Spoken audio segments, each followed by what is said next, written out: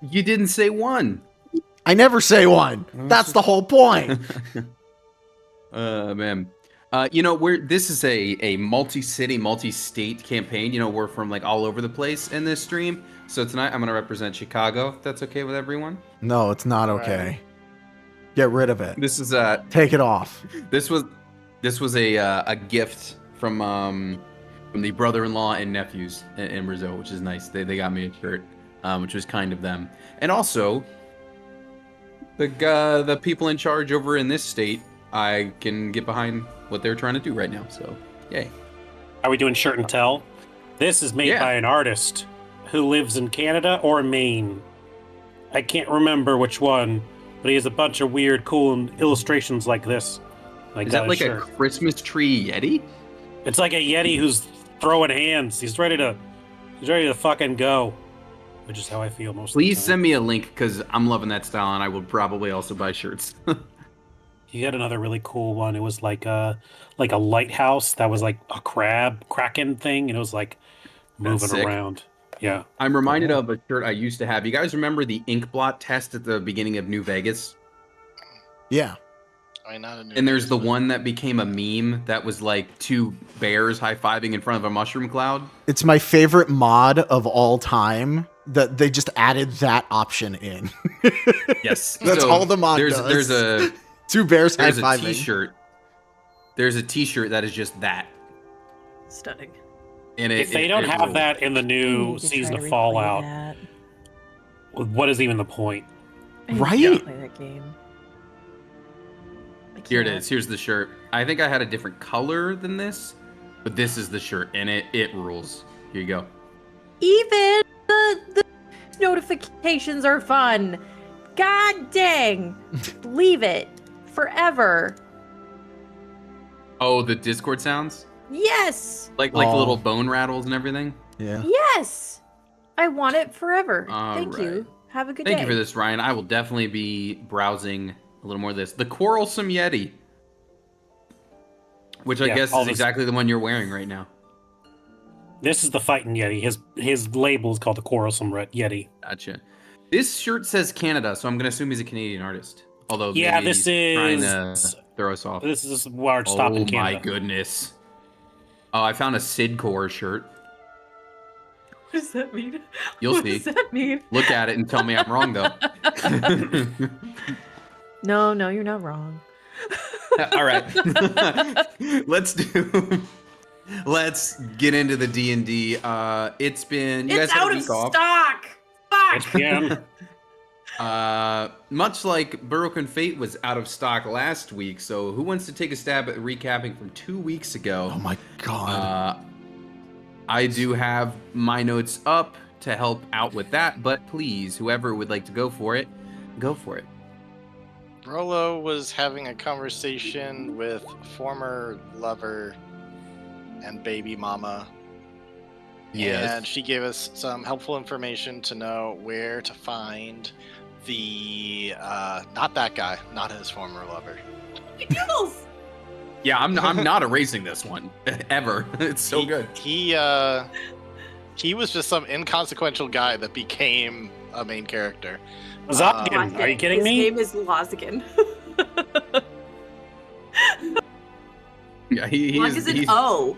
I know the initial of his last name also. You do? Yes. I didn't give Big him twist. Big twist comes out that it's actually Rolo's first son he didn't even know about.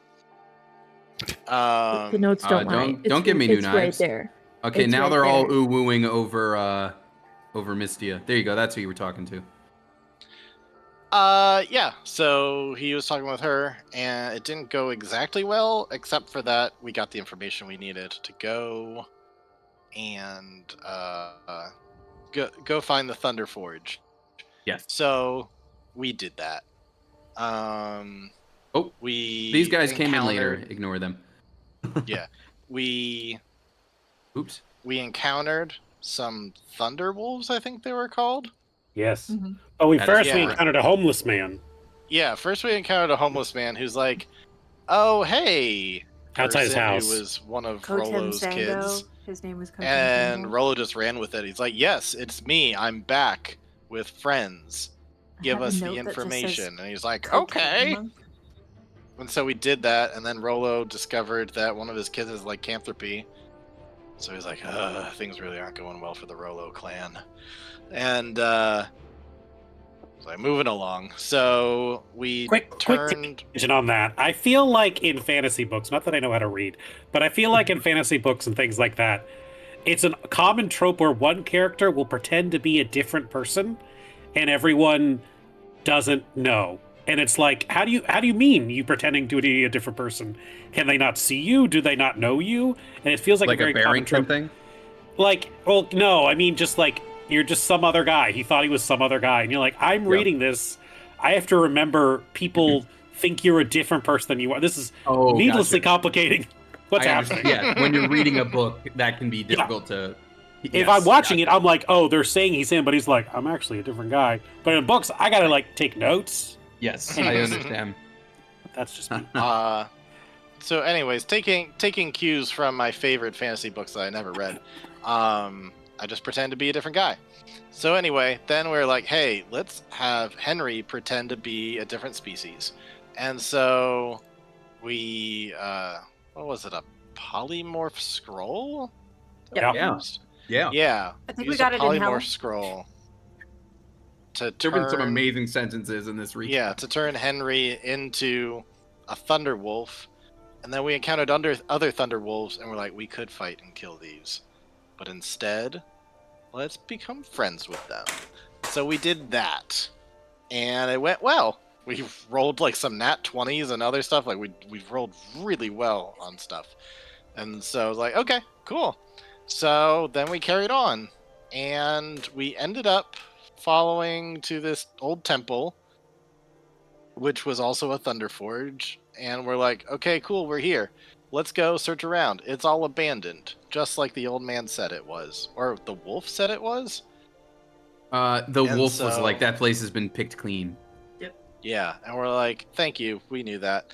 But good to confirm. And then we went, and then we confirmed. But not before resting in the, like, lobby area. Or maybe it was the back entrance? It was a little confusing. But we found a little room, and we did a long rest in there. And during that time, Rolo did a scrying with the pervert orb. But I don't know. It's weird to call it that, so maybe just something like Rolo's Kid Finder will sound That's so much more better. pure. Rolo's, yeah, that works. Rolo's Kid Finder. So he used that to scry on one of his other kids, and then he saw that the kid was like snuggling up to his evil stepdad, and he's like, I don't know what to make of this. And at some point, kind of throughout the journey, Henry has been convincing him to at least show up in his kids' lives and let them decide what to make of it, but that he should just give up and he should at least offer himself. So he's been thinking hard about that. Yep. And then we woke up the next day and we explored and everything was frozen and abandoned. We found elements of, it looks like the true Thunder Forge, and then also just like a basic forge more close to the front of it. And then we went down some stairs or something in through a door. You shimmied your way. Oh, sorry. I'm getting all ahead. Eventually we saw the big hole in the ground. Like, I'm going to shimmy down here. And then I did. And then the cliffhanger was seeing like a huge bunch of, I think, undead stuff. Bunch of ghosts, bunch of minor ghosts. Yeah, a bunch of undead ghosts. And so Yeah, we're I think children. everybody else is higher up than him, so he's the only one seeing it right now. Yep. Yeah, this is the site that you beheld, and that's a cliffhanger we ended on. Also, just to clarify, because I guess it maybe was a little confusing. The Thunder Forge is very old and run down, so like there are several walls that just straight up crumbled. So like it happened to be that one of the last like just regular entrances wasn't the primary one because the primary one had fallen. So you just unintentionally went in the back way, which doesn't make any difference really at the end of the day. But that's what happened there. So can you paint us a picture outside of the map of like what Rolo sees when he gets down there? Yeah, so you're doing like a shimmy down, like you're kind of poking your head out of this like broken mine shaft, right? That was kind of I your mean, I move? don't really know how he would have gotten his head down. I think he would have just dropped down if I'm Dropped onto the platform. because he wouldn't have seen a ghost until he had already dropped down. That's fair. Okay, so you're standing on the mining platform then, which is not here. Let me think if I maybe move the other tokens over a little bit. Yeah, so you're standing like on the mining platform. And to be clear, like you are not seen in this moment. I'm not like suddenly throwing you into that. That would not be fair. But so as you look out over this place, Rollo, there are a number of ghosts kind of trudging about, and these ghosts, they are giving off like an undead, otherworldly glow. There also seem to be some like kind of perpetual flames burning in here, so you do get a clear vision of what's going on. The ghosts are very much in like mining gear. Like there's no mystery about that. You can see like, oh, these are the ghosts of the people who used to work here. That's interesting. So they're Goliath ghosts. Yes, they're Goliath ghosts. Okay. They all stand. You know, they'd be considered medium, but they all stand. What's the limit of medium? Is it 10 feet? It's like 8 feet, I think. Okay, so whatever that limit is right about where they would stand. So they're definitely large. There seems to be just like seemingly endless amounts of like discarded tools and storage crates and sort of like I'm not up to date on my like mining lingo, right? But like buckets and bits and bolts, like everything that would be used in a mine is scattered all about here in this place. You yourself are up on a platform and you can see down into more of the mine. There seem to be actually, if you don't, is there any light? Yes. So the ghosts themselves glow. And they're also, like, for example, if you look here at, like, these kind of orange things on the map, you can interpret those, like, for you, the player, you can see that there are lights burning down here. There are, like, it seems like maybe people casted some, what is it? It's called Perpetual Flame? Is that the name of burning it? torches? Yeah, stuff like that. To keep the place lit up, you know, just for workers' sake. And for whatever reason, you know, how would I phrase that?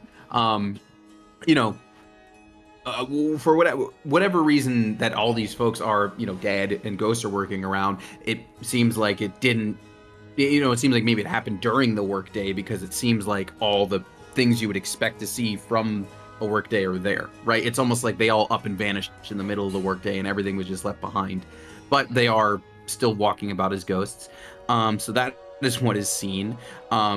It is eerily quiet.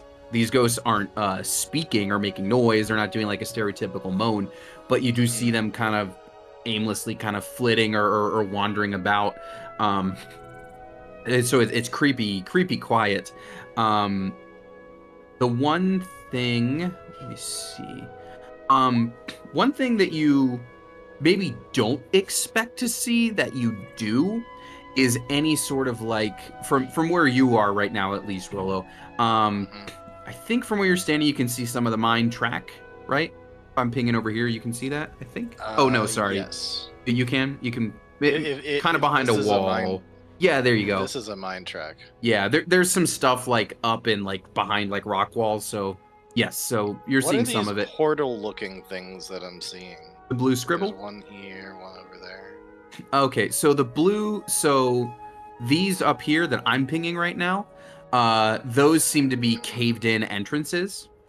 Okay. However, the one here does seem to be an open entrance with some sort of visible barrier in front of it. And in front of that, there seem to be, maybe you can't make out the fine details, but in front of that one, there seem to be some like small kind of little like crucibles left on the ground. Crucibles being the like blacksmith bucket thing. Mm-hmm. Which is a word I had to look up before tonight because I didn't know the word other than. I was gonna say those look like buckets to me, man. Well, I literally googled. I was like, blacksmith bucket. Like, what is that? And that's a crucible.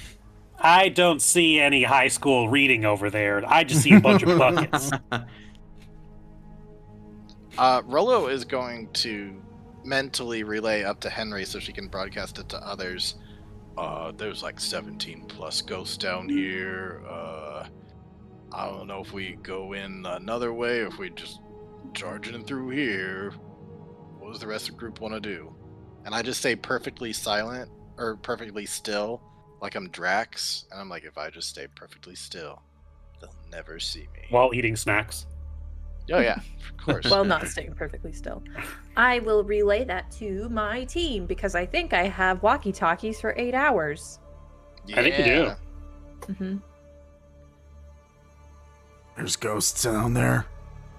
Well, So a problem. many ghosts. Moon's haunted, yeah.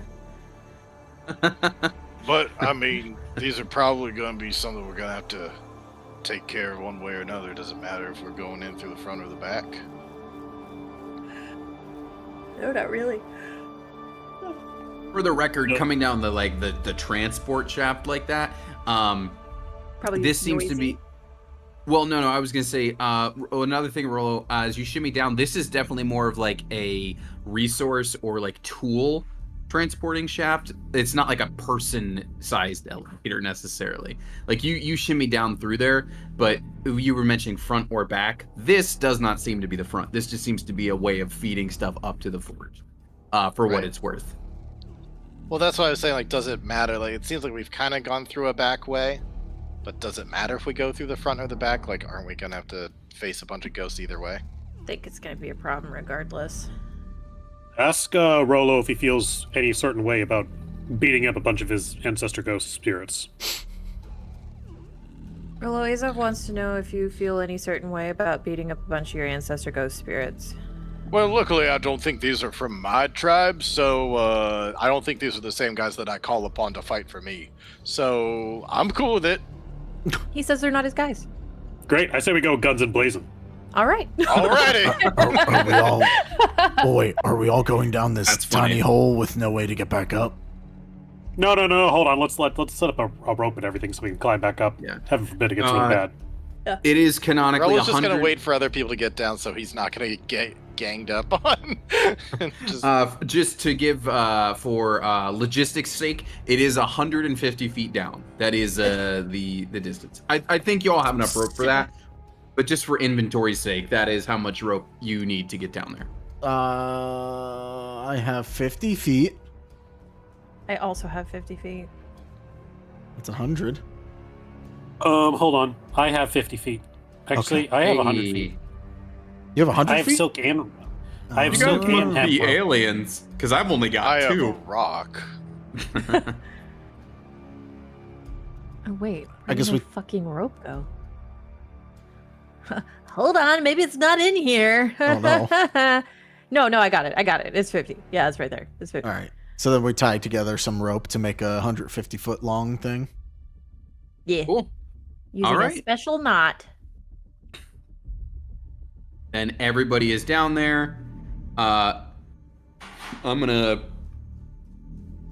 have your tokens aligned, but just like imagine you're all emerging from this space right here, if you will. So if you want to like start any relevant movement from there, that's permitted. You would be dropping down probably about 10 feet for the record, once you get on ground level with these ghosty goos. But yeah, that's that.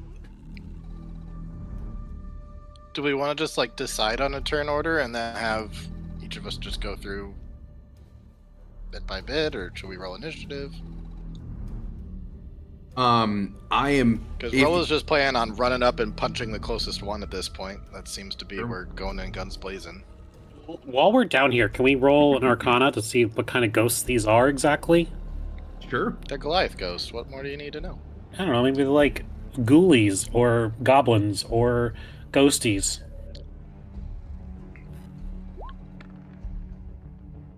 Hey! Hey. They are. So let's see. I'm not fully sure. Well, I'll give you some details, and I assume that eventually I'm gonna hit on the details you were looking for. So they are the ghosts of Storm Goliath. Is the plural of Goliath Goliaths? I feel like that could be a sheep thing where it's the same. Anyways, they are undead. They are considered undead. They're not considered like any other weird type than that. One thing, I'll give you this with the 16 roll. While they are the ghosts of storm giants, storm Goliaths, given the environment where they live, and given the fact that they also seem to be ghosts, you get the feeling that cold damage isn't going to be very effective on them, given that they worked at a very cold mine. So just that is something to think about. But are they like totally translucent, or does it seem like? Oh, okay, fair question.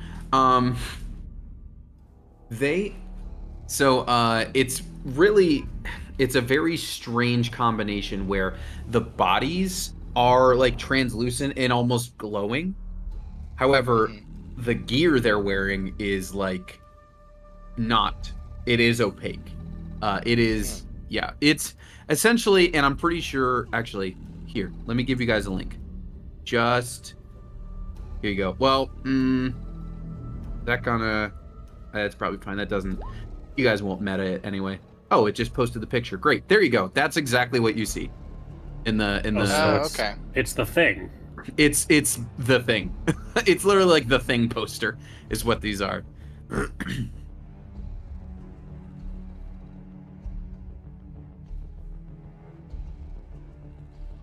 I want to go punch the thing.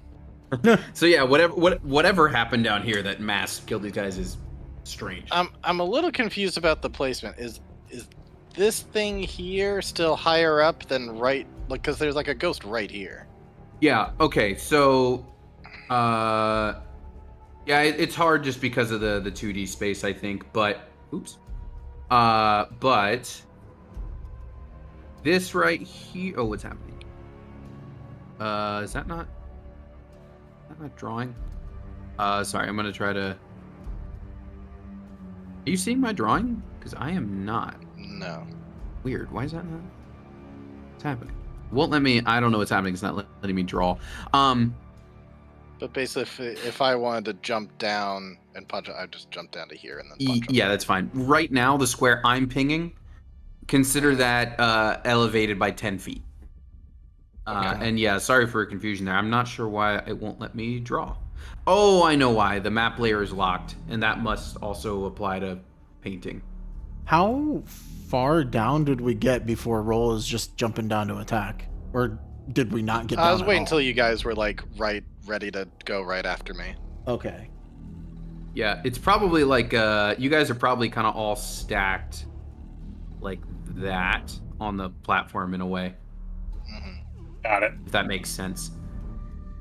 I just moved you guys over to get the visual, but yeah, I think that's more or less the move. So you go on the I would say if you want to determine your own order, that's fine. But if Rolo's punching a ghost, that means Rolo first, ghost next, and then your guys' pre-planned order. If that sounds fair to everyone.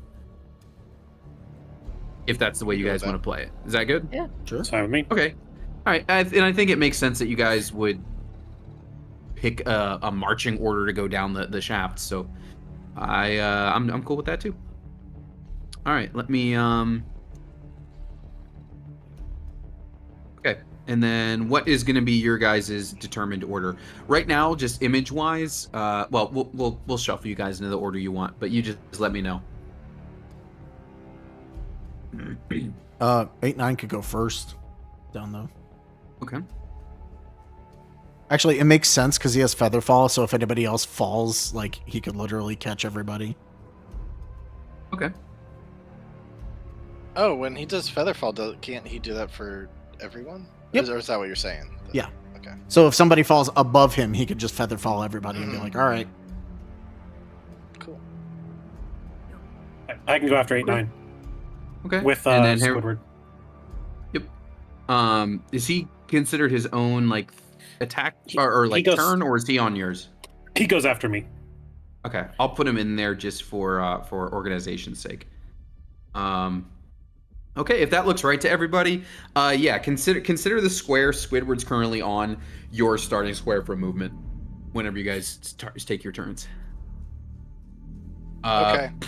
And yeah, Richard, if you want to kick us off, if you're going in and punching a ghost, Yeah, then he's just gonna you're do going a in. leap and try to punch on his way down. Okay.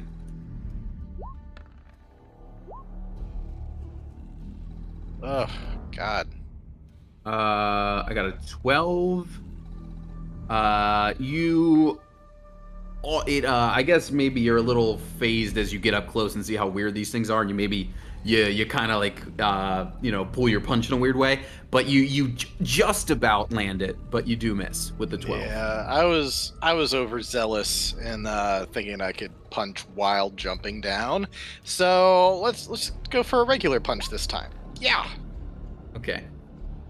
Hey, Jesus. it's barely any better, but it does connect. Okay. And you, in the I'll first take turn, know exactly what their AC is now because of those rolls. Yep. That's kind of funny. Let's see. Okay, so this amount of thunder damage, 12 thunder damage. Okay. And then I am assuming, I'm assuming it's going to be half of this in cold damage, or maybe none. It ends up being half. It's going to do 1/2, which I think in this case means it does 1, right? Because damage rounds down. Yep. Okay. Yep. So you rolled 13 to hit and you deal 13 damage because, they're not fully immune to the cold because they're not frost Goliath, but given the environment where they're working in, they have built up some sort of resistance, but not immunity. All right, I guess he's just gonna stay there. That's all. He's not gonna do a bonus action this turn. Okay.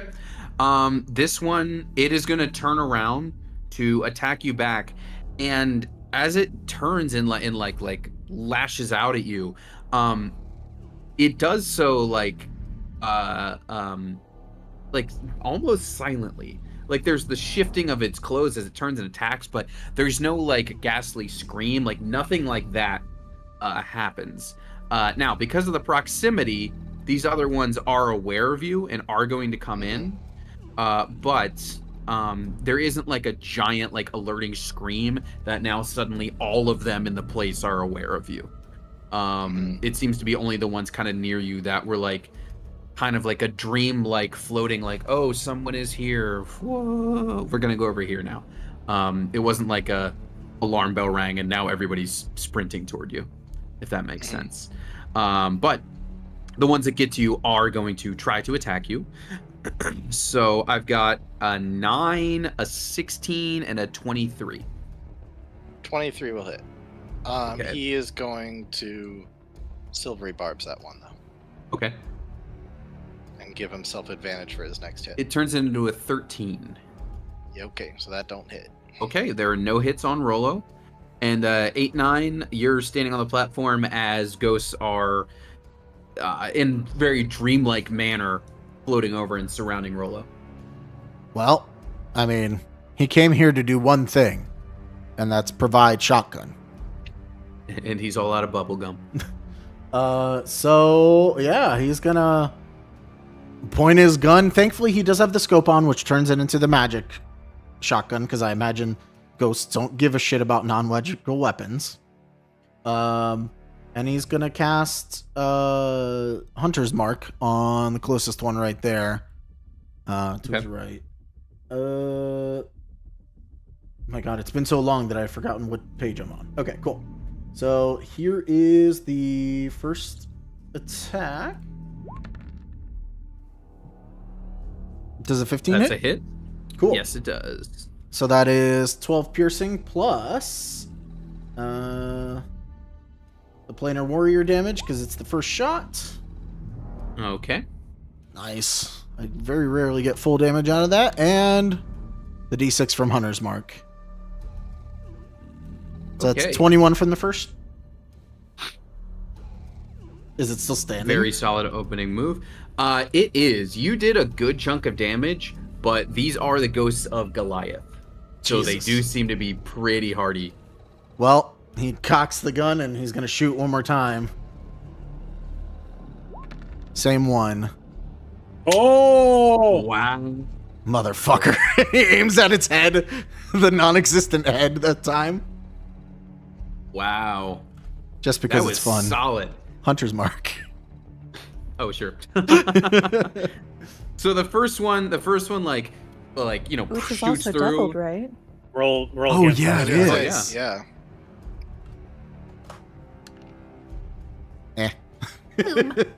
I'll take it. We count those. Okay, so the first one did a went through and made bullet hole in the gear and a little more light came out. Second one was a very powerful shot that just tore open fabric. And so you're getting a little bit better look at these things. And despite the glow they give off, it is very clearly Storm Giant underneath all that gear.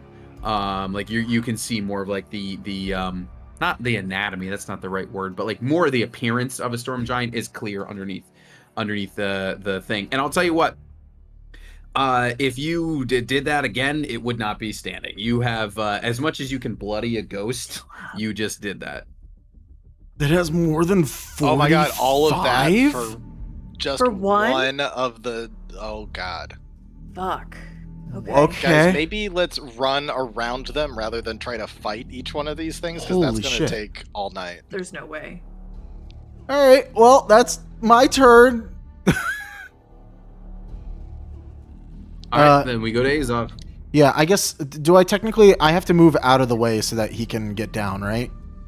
I mean, I would say if you are out of the shaft on the platform, I would say people can move past you if you want to stay Gotcha. perched. So he will be right here on the side, Yeah, if that's I am cool okay. with that.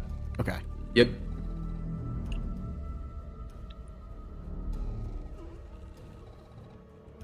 My turn. Yes. Yes. Y'all are some babies. I assume that these guys were hardy based on Rolo. Of course they're going to be hard to take down. Azov's going to leap down onto the ground, and right behind him is Squidward, and he's going to move, and every single move that Azov makes, Squidward also makes behind him, just behind him, in the same way. He's like, "You're going down," and then Squidward will also do, "You're going down." Oh no. And then we're going to Your move up. stand. I knew you were going to say that. And yeah, we're going to gang up on this guy right here, the one with the green mark. Cool. The Abyss Triton does a little bit of cold damage, but they're gonna have to deal with it.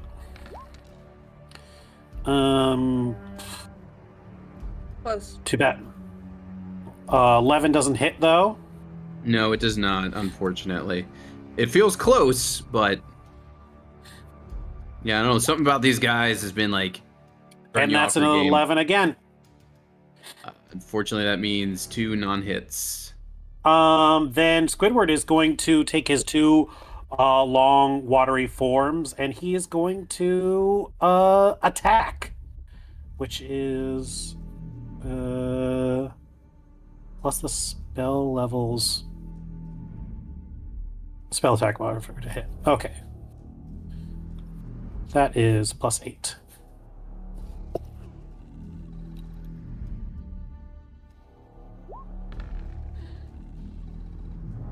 There you go. Oh, Squidward's on it. Yeah, those are definitely 2 hits. I was about to be like, you need to refresh your page. Definitely Each 2 hits. hit is 1d10 plus 4 plus the level for a total of. Plus the level, of the spell slot? Mm-hmm. Interesting. Which is a 4th level slot for this much damage. And what kind of- 29. Hell It is yeah. what kind of damage? Bludgeoning. Okay, cool. The first ghost sort of melt goos down onto the ground after being defeated. All right. Not bad, not bad. All right. Squidward's going to shimmy around over here. Actually, he'll shimmy right here. Oh, actually, I think that will trigger attack ops right here. It would, yeah. So I'll stay there. Bonus action. Azov is going to summon. Actually, yeah, he'll do his tentacle. He'll summon it right here. Okay. Let me bring that in, and then let me give you control of this.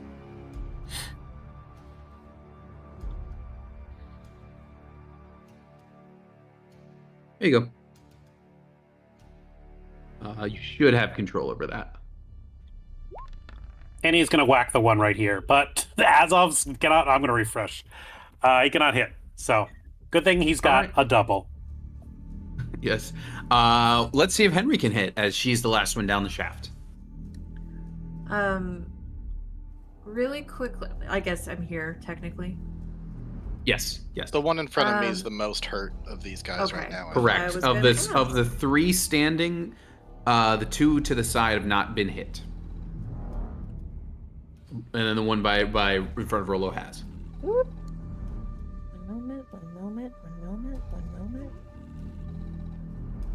Am I only a +6? Yes, I am. Okay.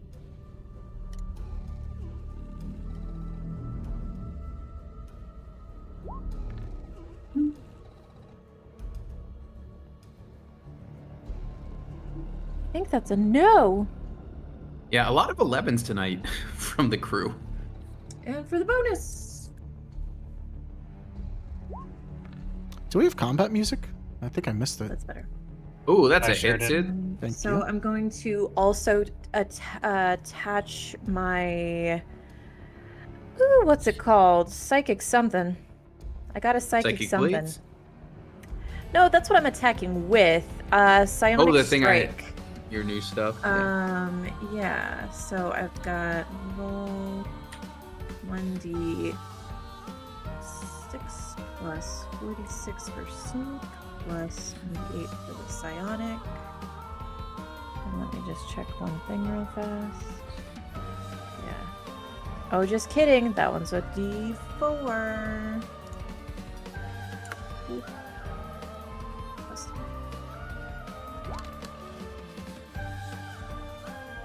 21. Okay. That's a great hit. It probably couldn't take another one of those. That's me. Yeah. Okay. Very nice.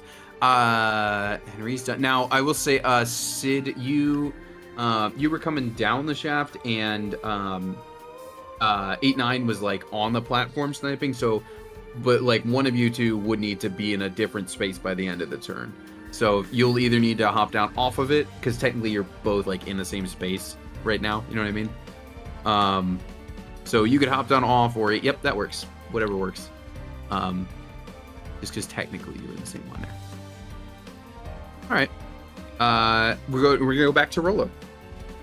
All right, Rolo's gonna hit the guy right in front of him at advantage.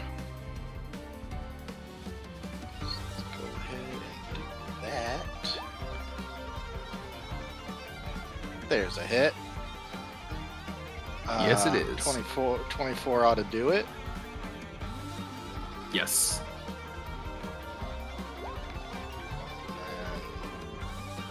Ugh, minimum damage plus half of this. So 8. So 8.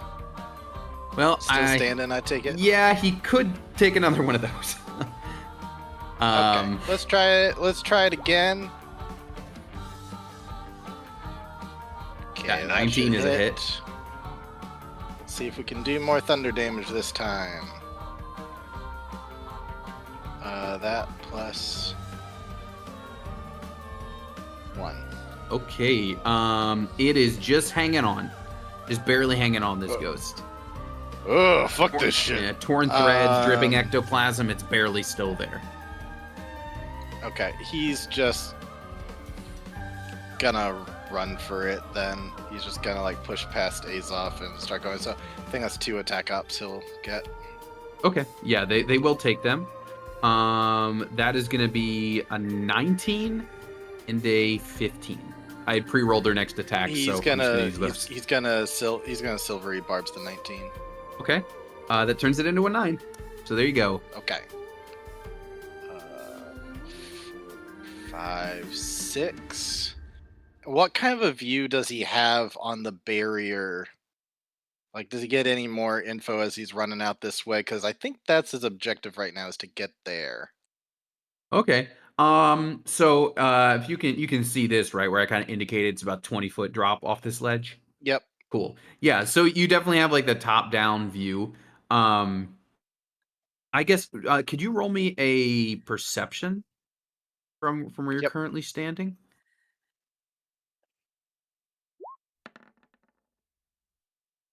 Okay. A 7. You're not Let's see gonna. if Sorry. Go ahead. let's see if I can boost that. I already used my reaction, so I can't flash of genius, but I just can't remember what my mod is. It's a +3, so it's at least a 10. Okay.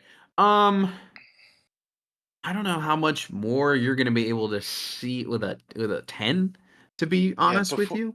Before you just said barrier, but like without any details. So I'm just wondering, Sure. does he any details of what the barrier is? It is. I mean, if I say it's a magic barrier, that still doesn't really tell you new stuff. So, I mean, like, is it wood? Is it stone? Is it metal? Yes, like, yes. anything that I you mean, see. yes. This blue glow is magical. It is a magical barrier around it.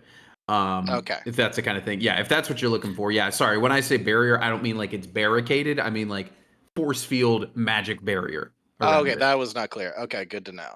Yes. So that is not easily undone. Okay, well, I guess he's just gonna end his turn looking around, being like, "Fuck, what the fuck we do?" Okay. As for the, let me actually do this. Just get him out of the way.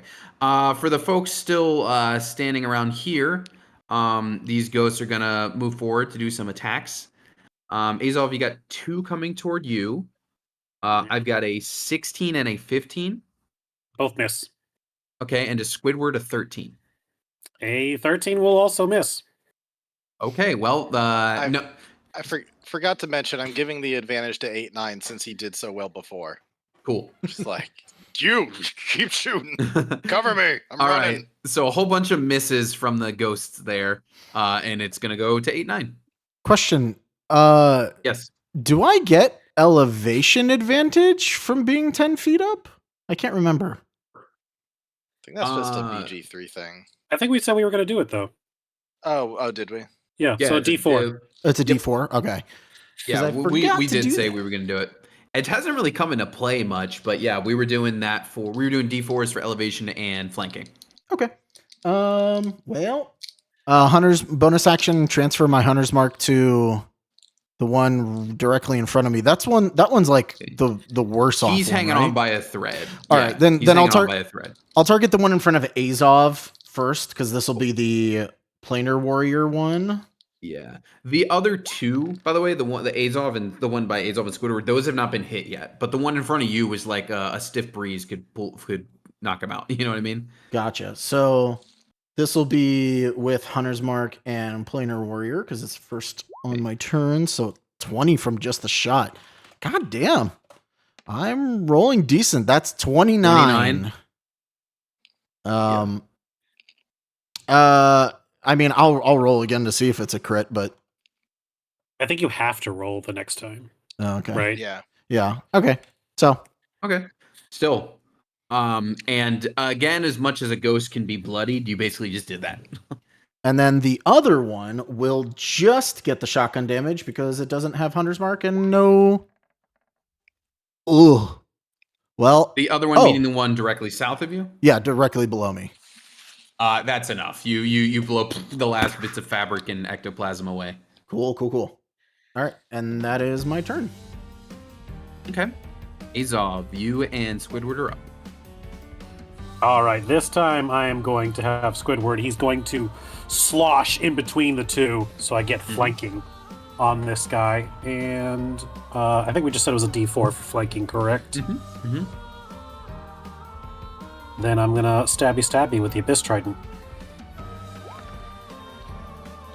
Not that I will need it.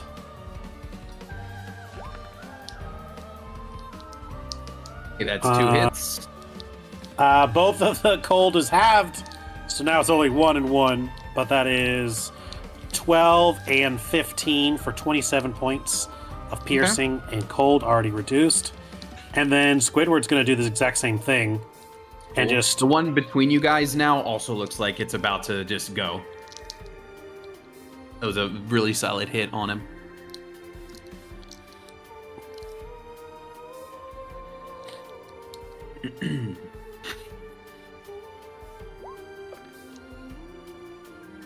uh, 17 and 20 to hit.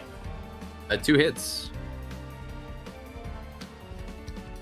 You're probably, I will say, transfer. You can transfer one of those hits to the one to your right. It's only going to take one to take this guy out. All right, then this is the one to in front. Yeah, Max. Nice. All right, it's a bit of an overkill, but you got him. And this one will go to the other one, right here. Hey, that's also a solid Yeah. hit. Awesome. 2 solid hits. Henry, you want to make that some more solid hits? You're muted. Does Squidward count as a thing that will give me sneak attack? Yes. He Yes? should. Sick. Yeah, Just he's making full sure. like a. Yeah, he's like a full-on like summoned creature, Because right? So he would sometimes they're definitely like, count. no, that doesn't count. It's like, What's the okay. wording? It's ally, right?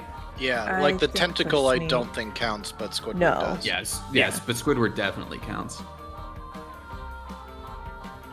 Okay, so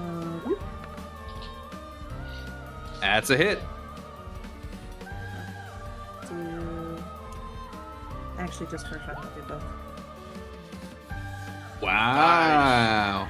Okay, but that's on my fucking bonus action. So first one is Oh, so you don't get the plus Double sneak. 4d6 plus 2d8, or no, plus Can't you sneak attack on 2d4 either one of them? plus- Yeah, Is that how that works? think you can. I 'Cause don't if I think it can has to be pick the- and choose and be a brat about it, I absolutely I will. think you can. I think it only says it's Once per me turn, you see. can deal an extra 46 damage on one creature you Yeah, hit with yeah. an attack with a finesse ranged weapon. If you Yeah. advantage on the attack, Make it roll, your- you make don't it your have crit. advantage. you're allowed to Oh. choose. Wow, then I will fucking choose, boy. All right. So that's gonna be 8d6 plus 2d4 or more. 8d6 plus 6. Do I want to tack on? About to be that so much additional dice. psionic die? He just got hit, right? He's been Like hit he's only one gone time. through one round. Okay, then I'm gonna also tack on the that additional psionic damage that I have. See that Nova damage. That's new. Rogue Nova. All right, Sid, tell me 47. how do you want to do this? I think so. I think that the first dagger hits like maybe like center mass, and it like dwindles away in like a kind of a puff of pink sparkle, like illusory sparkles. Second one like goes dead in the chest, and this time when it looks like he's like about to keep staggering, this dagger explodes. It like shatters, and then it deals that additional force damage that pushes him over. All right, there are 4 dead again ghosts of miners around you. M-I-N-E-R, to be clear when I say dead miners. And Damn, all these ghosts were 17. Cut at their prime. and you guys are out of combat now that those bits of ghosts have gone away. Richard, from Rolo's POV, you do see that the other ones are still listlessly moving around. Like I said, it's not like they're not like hive mind. There was no alarm that went off. It was just the ones in proximity that were like, oh, something's up. Ooh. So that's kind of the deal. So Rolo's yes. trying to. Well, Richard's trying to remember why were we down here in the first place? Is because we need to get raw materials for the forge that's upstairs. Yes, you want to reforge wave. Right. So what is the material we're looking for? I would say roll me a history check. This has not actually come up before, like in the context of the story. Okay. So I would say, and any of you could, for the record, any of you Because could. like roll it. as he approaches the ledge, he's like, "Wait, what are we looking for?" He's gonna start turning his brain on. Ooh. I know Well, exactly you know what we're what? looking for, actually. Azov, what are we looking for? I'm not gonna I'll bother tell you. looking for it. It's, what am I looking for? Is it Thunderstone? It is actually. I think I literally called it in my notes Thunder Ore. So Thunder Ore. Oh, I called it. Thunder Ore. Sorry, I called it Storm Ore. So whatever. It's all the same combinations of words. You are looking Yeah. for. You're looking for Thunderstone, Thunder Ore, or Storm Ore. You know. I was hoping to evolve my Eevee, but I guess I'll just have to settle for... Yeah. Yeah. That is what you were looking for. And you will, it's very much you'll know it when you see it. It looks like, video game rock ore, but with like, it looks like lightning veins striking through it. That is what, like, it is ore charged with the energy of thunder and lightning.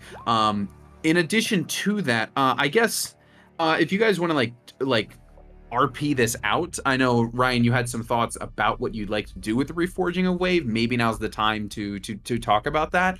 In addition to the raw materials to create Wave, you are going to need because this is like an unobtainium style thing you're after, you do know that you're also going to need something like strong enough to actually melt it down and work with it. Which, ideally you will also be able to find somewhere in here, but you're going to need the material, and you're going to need something to essentially to superheat it and also be able to work with it. But the forge is upstairs, though. Correct. The forge itself is upstairs. But the forge didn't have the thing to superheat it, though. No, that has been you found like upstairs. There's nothing. So there's 2 items we're looking for down here. We're getting the actual or some smelting material, and Yes. Yeah. Can Rolo do Arcana or Investigation or some other check to get a sense of what the smeltering thing might be? Sure. Like, Damn! Wow. fuck it. Of course I know what it is. Like, he and Azov are just like, oh yeah. Like, they totally know. Yeah. And actually, this combines very well with the fact that you're already staring down at the barrier. You see like the smelting buckets down there. You see the crucibles. So whatever it is that could get hot enough to break it down, you get the feeling just context clues and whatever they were using here, it's beyond that barrier. Like, that's also here and within reach. So what we're saying is we need to get through that barrier to find what we're looking for. Or at least part of it. At least something you need seems to be beyond that barrier. Okay. Can I look around and see if there's any by the way, context clues as to how to lower that barrier? Sure. And just, was that history that you rolled the other nat 20 on, or something else? Oh, the nat 20 I was doing, I think was investigation. Got it. Okay. Cool. Yeah. So okay, how to. Okay, if it's a nat 20 on investigation, I will say from where you're standing, you're able to see that like beside the barrier does seem to be some sort of like sigil, or like there is clearly a man-made thing carved into the wall beside the barrier that is very clearly a component of it. So that like the disengagement mechanism is there from where you're standing. I'm also gonna just give it to you that like this is not a gemstone mine, but there is a gemstone just hanging out right here for the free claiming.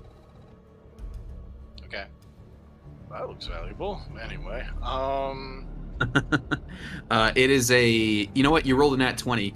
It's a topaz worth 500 gold. all right. Well, if we get to that, we'll get to that. Well, okay, so there is some of the like molten lava or whatever the hell it is already down there. We just like take a bucket of it and go up.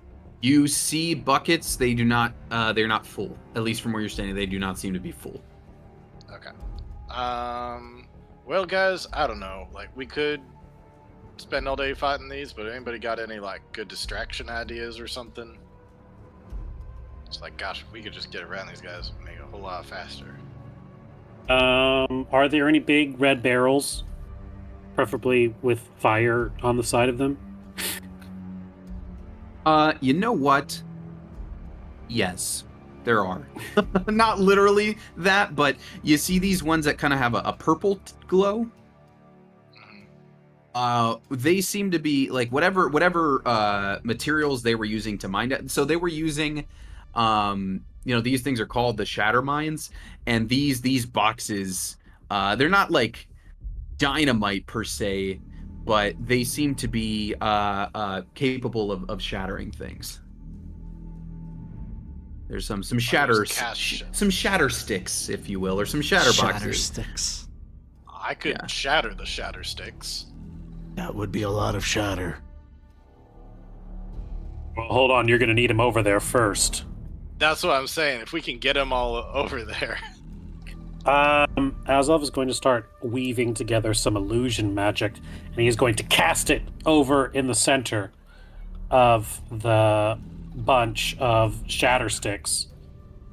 Azov is going to use minor illusion to create a sexy come hither Goliath ghost Bugs Bunny distraction. Are my people a joke to you? No. Watch. Hold on. This is gonna work. And it's gonna go like, yoo-hoo, to all the ghosts around. Did you make that look like my mom? Inspiration comes from all sorts of places. God damn it. All right, well, it takes some time. It takes some time. This one's more like, hey, what are my friends doing? I'm going to go down and see. It takes some time, but for essentially all the ones in this chamber that you can see and therefore would have line of sight on the Goliath distraction, your Looney Tunes trap, they have moved their way over there. Yeah. When that happens, Rolo's gonna channel the Allfather Storm King and freaking ignite it, blow it all up, shatter the shattered boxes. Okay. Let me do. So where are you dropping yours, Richard? Probably right in the center, because I think I could get everybody. I think shatter is. Yeah, that's what I'm. Okay, yes, you can get them all. Yeah. And therefore, the exploding boxes will also hit them all, which means you can roll your shatter damage, and I'm gonna roll 3 more because there are 4 shatters happening right now, technically. Okay, let me just look up. It should be 3d8. Okay. I could also shatter with you if you'd like. If you'd like to, sure. We can That will be shatter my last spell slot until we rest. So I could save it for now. You guys had a long rest up top before you came down here. Don't forget. Yeah, I used a warlock. I used one to get my buddy here. Oh, you. Sorry, yes, you are a warlock. Sorry. But actually, I will go ahead and add my shatter to it as well. Okay. Because I'm going to use my rod to get 1 spell slot back. Come on, Aesop. With the 2 of us together and a bunch of shatter boxes, maybe we can do more damage than that. And don't forget the sexy, definitely your mom ghost distraction. Ugh, that's so mid.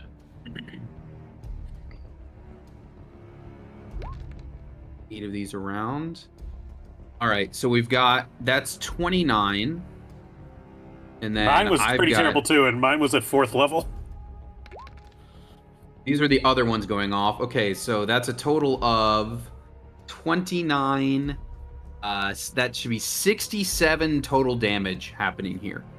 Oh my god, my kids would be flipping out. 6-7-6-7. I almost made a 6-7 joke at the beginning of the stream. I saw a post God. today that said the only thing separating Gen Z humor from ours is 6-8. Yeah. 67, and we have 69. The only thing separating us from them is 68. Oh, Oh yeah. Yeah. Okay. So let me roll because they will get a chance to save. Although this is like a very much a surprise round thing, so it's not going to be a great saving chance for them. It is a con save. So let's see how much it even matters for them.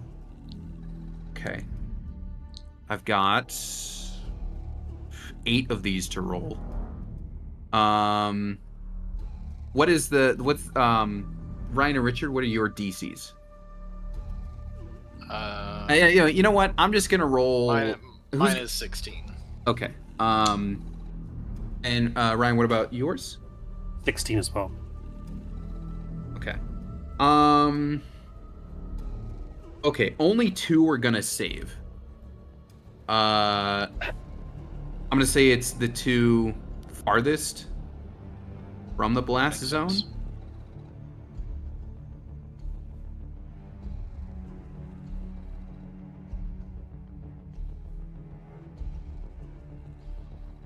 That was 67, correct? So 67. So that would be 33 damage for the ones that Yes. save? Okay. Now we're not technically in combat because they don't know what just happened, but if you guys want to take a round to try to finish them off, you certainly could. I mean, 8-9 Would could our, just try our to snipe ranger him. and Oh, our actually- ranger and our rogue like to handle it from here.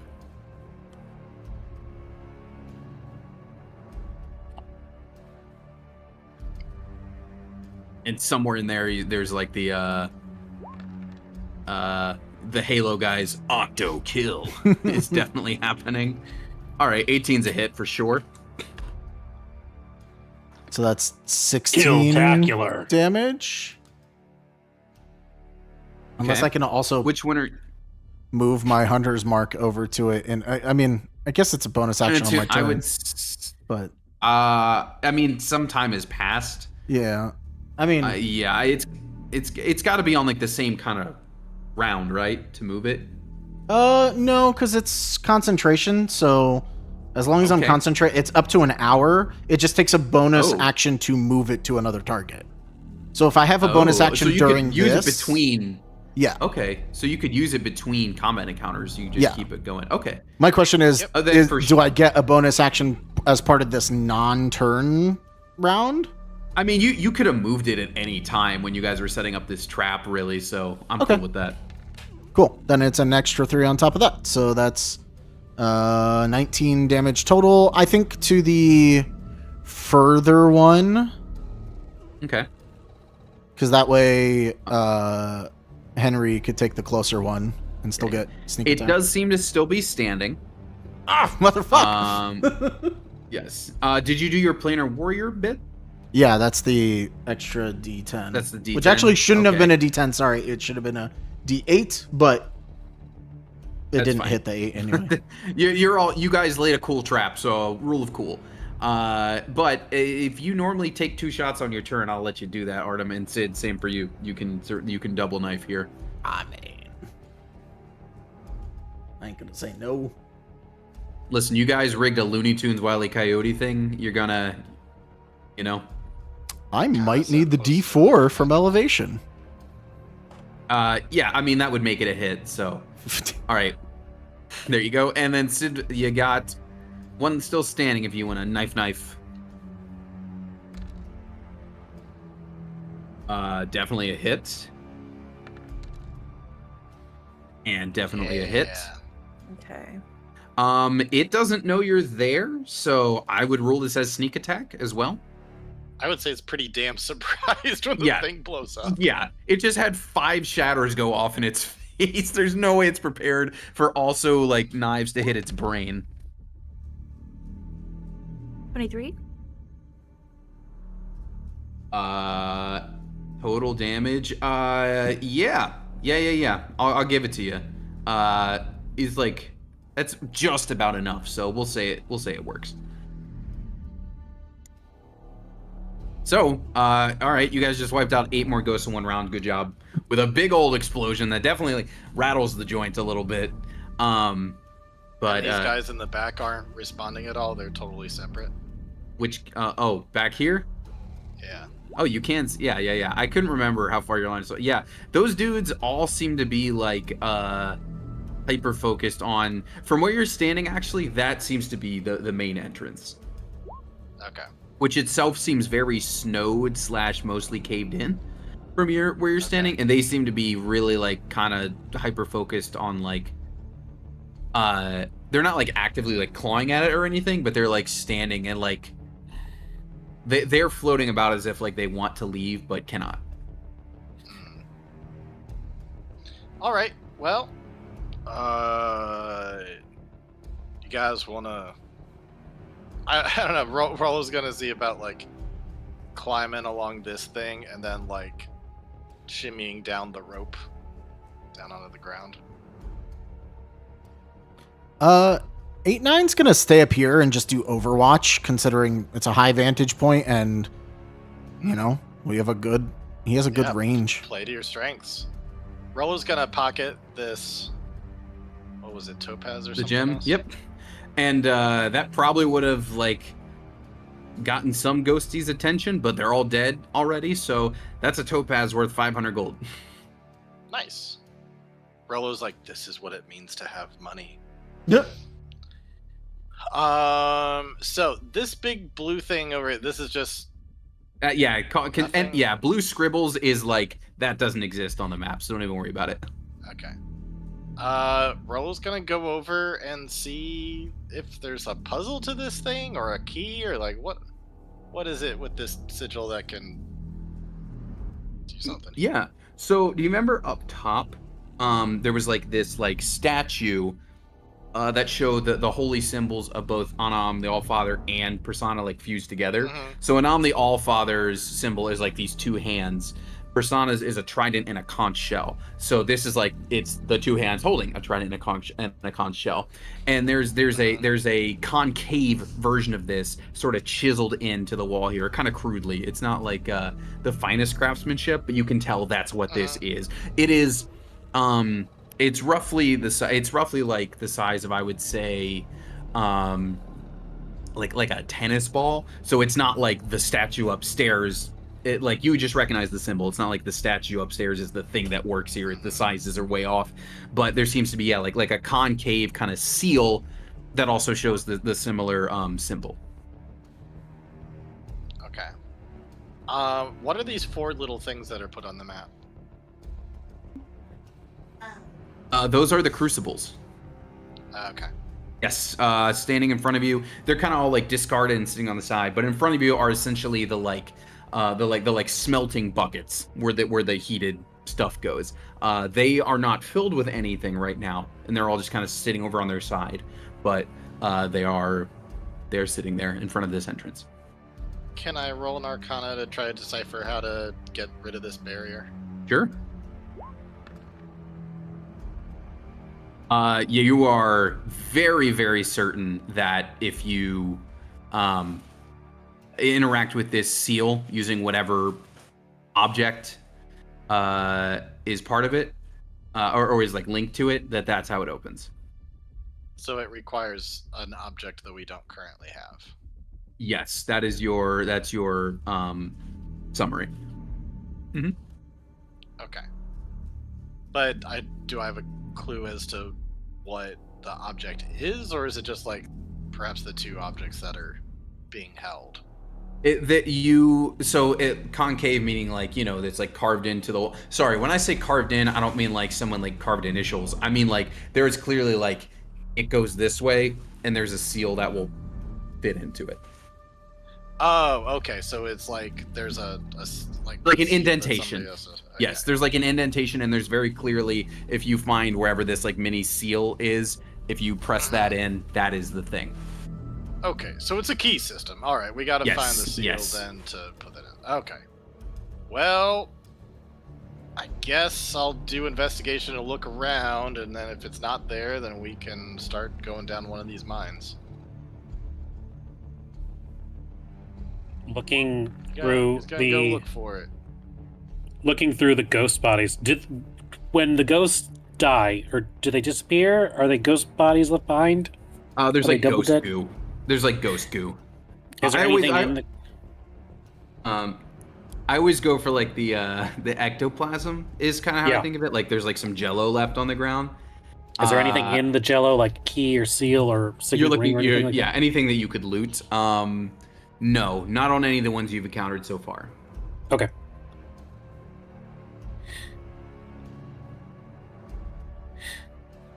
And you're investigating further, Richard? Yeah, that was the 19 to see if you can find the little key thing anywhere. Yeah, if you're- anywhere in the walkable distance. I get what you're saying. Yeah, like kind of looking through.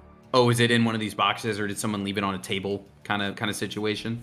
Yeah, exactly. Yeah, the answer to that is no.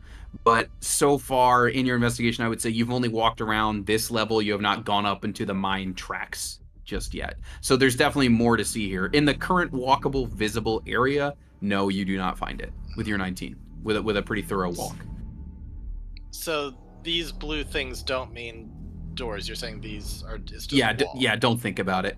Yeah, just ignore it. Yeah, Okay, sorry. I in probably that could have done that a case- better way. Also with your 19, though, Richard, you know, you would see, oh, there's definitely a lot more to this mine back this way, Yeah. and there's an elevated part for the tracks you haven't gone to yet.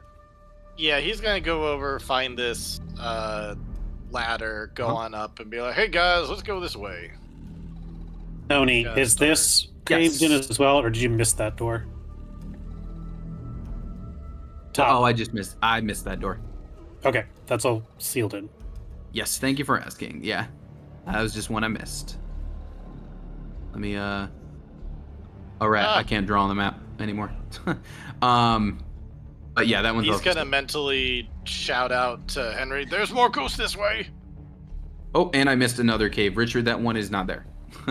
Sorry. Other than Any caves we just won't see. yeah, sorry. Other than the magic barrier. Sorry, I thought I got them all. Yeah. Other than the very obvious magic barrier, there's something back here.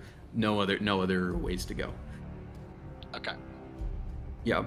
As you guys explore more in the mine, I also want to just give a shout out again. All the mine maps in the Thunderforge is coming from a variety of like creators whose work I'm using here.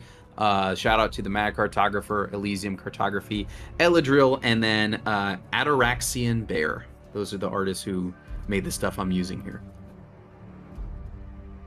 Because with line of sight and everything, you're not really going to see watermarks. So that's who made these, and they're pretty cool.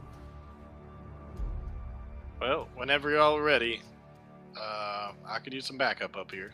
So are we all going through that cave thing that he just opened, or? I didn't. Oh, you open went it, it's here. down. Oh, Yeah, Sorry, he's south. Yeah, I went down, then I went up this ladder here. Yeah, there's a Now there's, yeah like, there seems to be a whole entrance minecart over here. track that is on the same kind of elevation as where you guys started that you have not explored.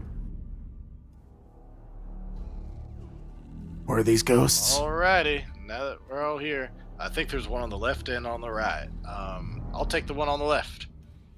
I'll go in and run up and punch. Okay, so you're just going in and engaging. Yep. All right. Nothing wrong with that.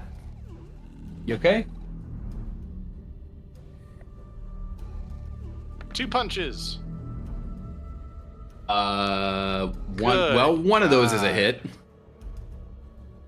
Ah, man, the rolls just not been good tonight.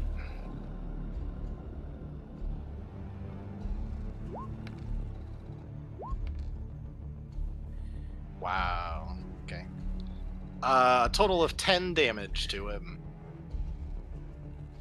Is anyone else going for a sneak attack kind of thing, or are we jumping into a similar thing as last time with initiative? Oh, I mean, if you said I'm going right, I'm going left, 8-9 can round the corner and shoot the guy Okay. this way. Okay, so if I do turn order Rolo, then 8-9, then the ghost, then the rest of you guys after that, does that work out? Think so?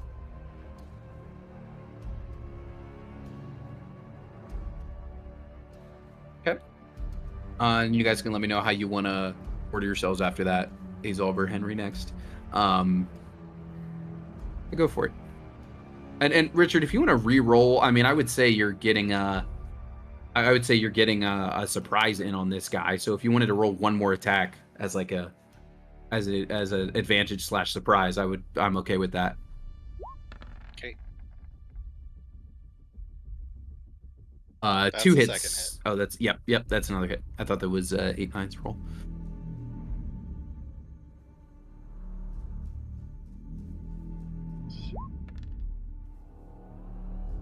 Okay. Oof. Those are not good. Great. Um, Oh, another 9. I think it's a minimum of 1. So It is. 9 damage. Okay, 8/9. Here's yours. Okay. So. I guess I'll just. Should I just roll both here? I might as well. Yeah. I don't think you're gonna one-shot any of these guys. I meant to write 2d20, but here's the second Okay. one. Should I also assume you're moving your hunter's mark to him? Yes, Hunter Mark will go to him. I'm Okay. assuming both hit. They do. Okay, so I'll just roll all the damage together, because it's easier that way. And then, what do I, plus 10.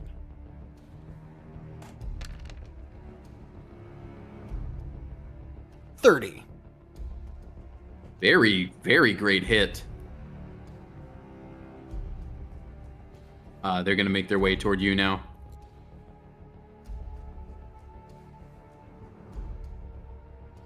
All right. Okay. So you're gonna have 2 of them attacking back at you, and then sorry, there we go. Yeah, 2 of them attacking back at you, and then Rolo 1 at you as well. Okay. 8/9. I have 2 11s, Those do not hit. and then to Rolo it's an 8. So I guess no hits from them. Azov or Henry, who would like to be up next, since we're just determining your own order here. You're further up ahead. You could go. Okay.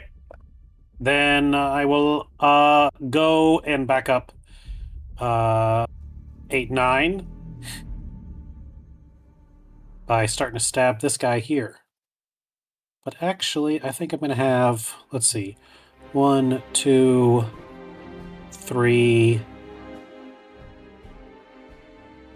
4, 5. Yeah, I'll have Squidward kind of loop around the back. I don't think I can get flanking this way, but at least Squidward will be the first line of defense as more ghosties come. Yeah. Well, Squidward would have a flanking. But you Oh, that's true. wouldn't. In that case, all focusing on this guy right here, the center one, Okay. Mr. Popular.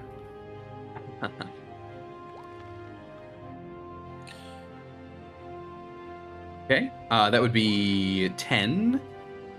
And that would be 9. Total of 19. And then Squidward makes 2 attacks.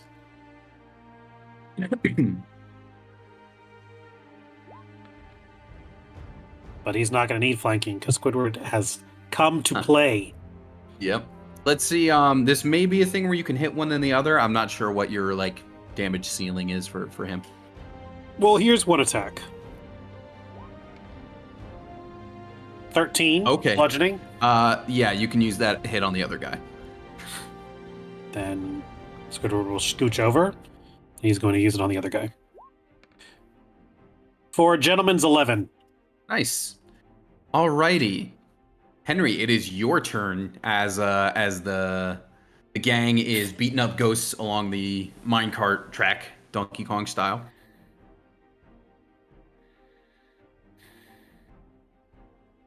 You got kind of a crowd over here, and then up top you got just Rolo fighting a ghost. Okay. I will try to throw shit at the one at Rolo.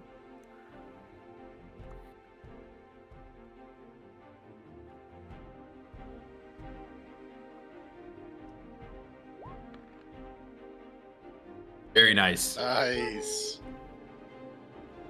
Double sneak too. Excuse me. And a 13, I think, hit. A 13 is a hit. hits. Yeah. You might also be able to hit 2 different targets on this. If you want to roll, if you could roll the crit separately first, just because Sure. I think mathematically that's worth doing. I think that's it. Let me double check something. I know I've been rolling this, but none of my shit's on the same page anymore.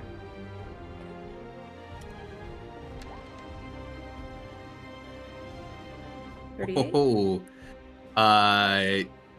it is just enough, and you can, in if you that want to, yeah, case, turn your hit on the other guy. I step in a little further, and I'll go for the other guy. You guys were worried at the top of this, like, I don't know if we can fight them all, but when you hit, you hit. That's what I was You know? saying. Everyone being a big baby. 12, including that force damage attack on. I was just thinking about the amount of time it would take. Just when I saw 17 of them, I'm like, No, I hear you. "Whoa." I hear you. This was literally a thing too, where I was just like, I'm just gonna fill this place, and they're gonna have to figure it out. You know what I mean? Put it in your guys' hands.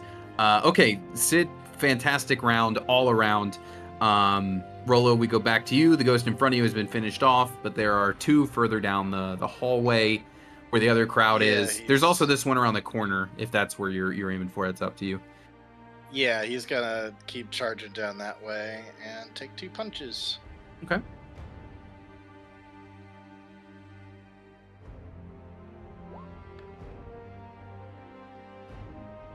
All right, 2 hits. All right. Very nearly another crit, too.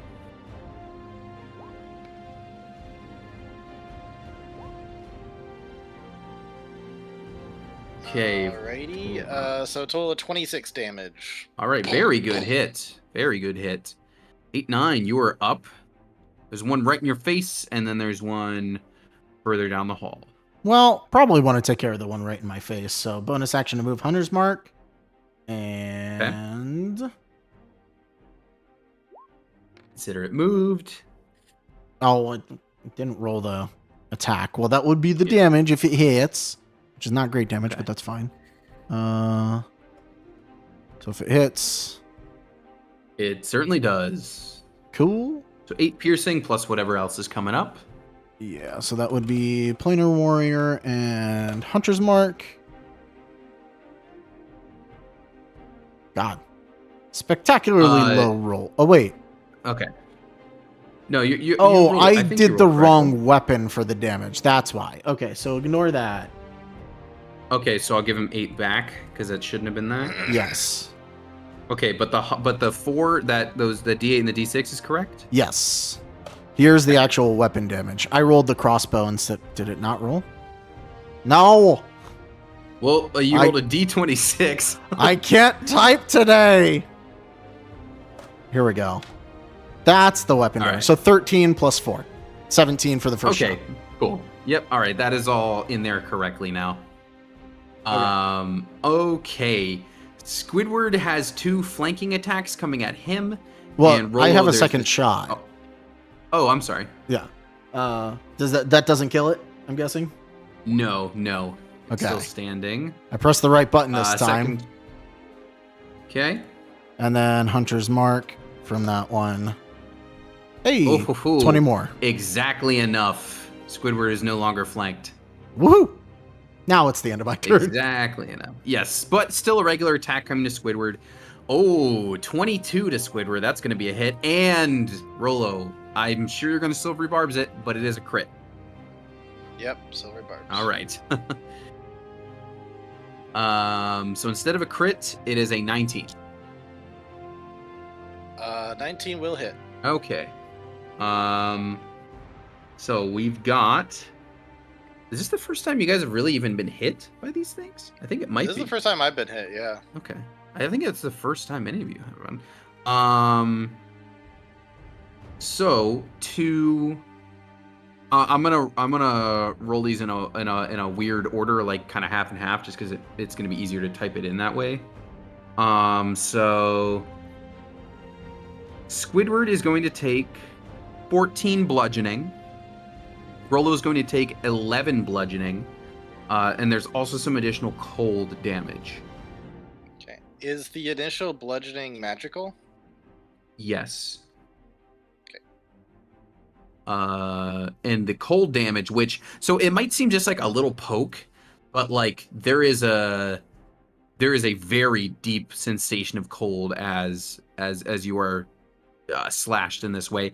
I don't know if Squidward also has the cold resistance, but I know you do, Richard.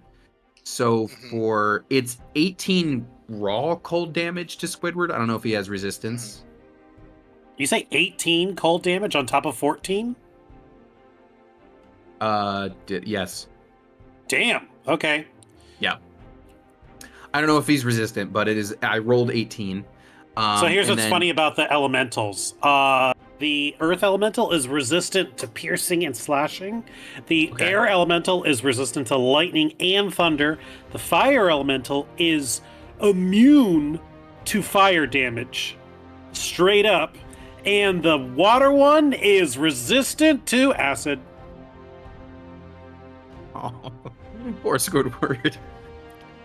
I'm like, Acid. damn, yeah.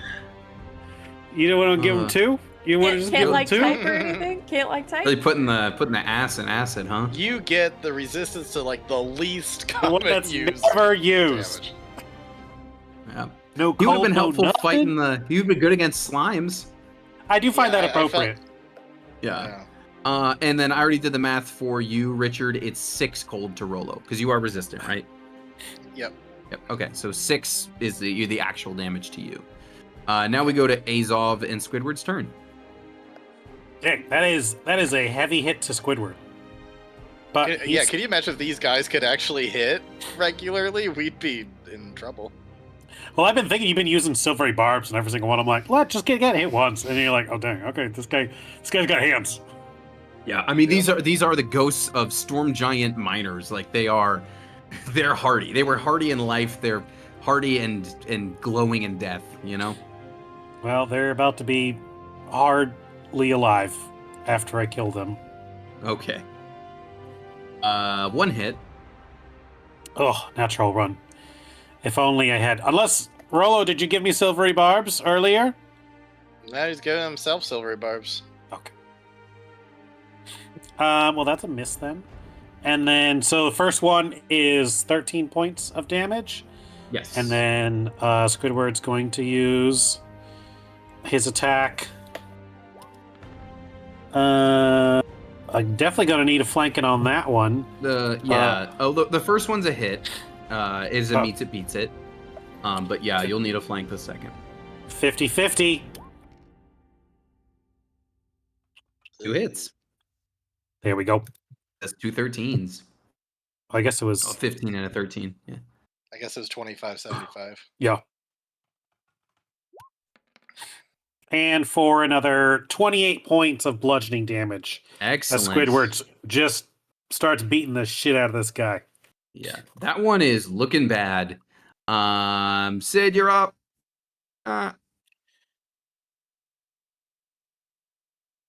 Sid comes back just in time. Great, Sid, it's your turn. You came back at the perfect time. My bad. No, it's okay. Okay. This one down here is looking weak between Azov and Squidward, and I don't know if you have line of sight on this one up here, but I do. you could. Okay. I'll go after that one up top.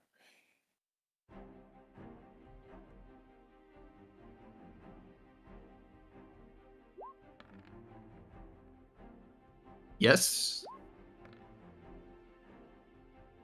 And yes. Second.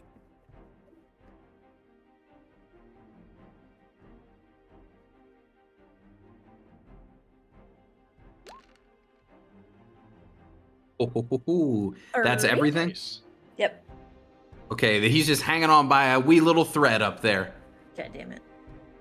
It's alright, I got a silvery barbed punch ready to go. Yeah, if you want to let that off, unless you have something else, Sid. Nope, that was action and bonus action. Oh, okay. Then Rolo, I assume you're going to finish this one off. Yep. Yes, you are. Yeah. Roll the damage for fun, but it had 4 HP left. Let's just see. Let's see how much you overkill this thing. Now I roll really well. God damn it. You did 8 times the necessary damage to defeat it. How do you want to tell me how you do this while you get your rolls ready, Artem? Yeah. I channel all of that. Like, my fist is glowing with the prophetic magic of Anam, and my glow meets the glow of its face, just right in, and it just explodes in light. Excellent. And then Artem, I'm assuming you're at 100's mark. Yeah, why don't you tell me how you finish off this other one? Just blow it So in I still half. have one hit, but yeah, if there's no others, then Unless you wish to and want to get to that one.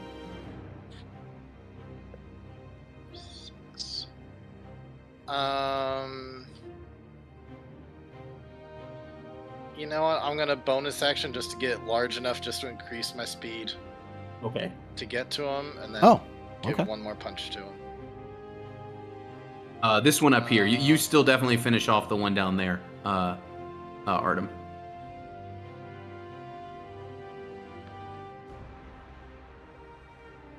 Yep, that's a hit. And then as we're making that damage happen, Artem, how you want to tell me how you do this for that last ghost down there? Yeah, I mean, the shotgun just cleaves it straight in half. And Right then on. it wisps away. Good stuff. Rolo, you're up here doing 9 damage to this ghost. At the moment, that seems to be the only one in active combat. It is its turn, so it's going to attack you back. And it does so. Oh, it misses. It very badly misses. Azov, we go to you. Rolo is off to the north, and you still hear the combat music playing in your head. So it seems like there's still some sort of engagement going on here. Rolo, you got it over there? Yeah, I'm good. All right. He seems to have it. Squidward, go make sure that he's fine. And Azov is going to have Squidward dash in his direction. 1, 2, 3, 4, 5, 6, 7, 8. 1, 2, 3, 4, 5, 6, 7. Very close. And then Azov is going to 1, 2, 3, 4, 5, 6. I guess he's gonna dash. He's gonna poke around the corner as an action to see what he can see. And he sees more things. All right. He'll use the telepathy to Henry to say, I see more train carts and I see a door. Relay that. And that's my turn. Okay. And it is also your turn, Sid. For Henry. Okay.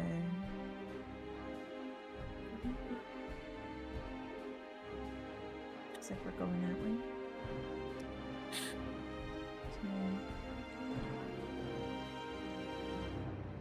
Okay, so Henry's heading north to join that fight, it seems. I mean, you know, this whole splitting up thing. Yeah, technically Azov is like out of combat, I guess, technically speaking. Hey, I'm whatever going works. back to the camp, actually. I might speak up. Yeah, it's just because this map is like kind of winding, so yeah, it's a weird split at the moment, but that's fine. That is totally fine. Oh wait, here. Oh wait, here. You know what? Actually, for fun, I'm actually going to use my action. I'm going to summon my mage hand. I'm gonna make it invisible, and I'm just gonna have that round. You can steal some shatter sticks. Throw it into the pit. Yeah. Anything else, Sid? No, that's good. Okay. Then Rolo, big Rolo, 2 hits.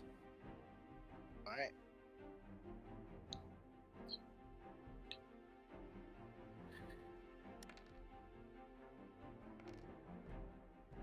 Total of 22. 22 damage, and Squidward couldn't sneak by him, so I guess he's just gonna. Well, do I see all these ghosts here? You do, but they don't seem to be paying you any mind. Okay, then he'll just stay there. They seem to be like hyper focused in depth on what you can now see is like the main entrance of the mine to the outside. I guess bonus action, he'll put up another defensive shield. He's just gonna like get just kind of the tundra will spin around him, and little ice will protect him again. Just to Okay. give him 5 temp HP to just Cool. in case something bad happens. All right, 8-9. What about you? Well, I don't know if you can actually see one. He is going to move 30 feet, which gets him right there.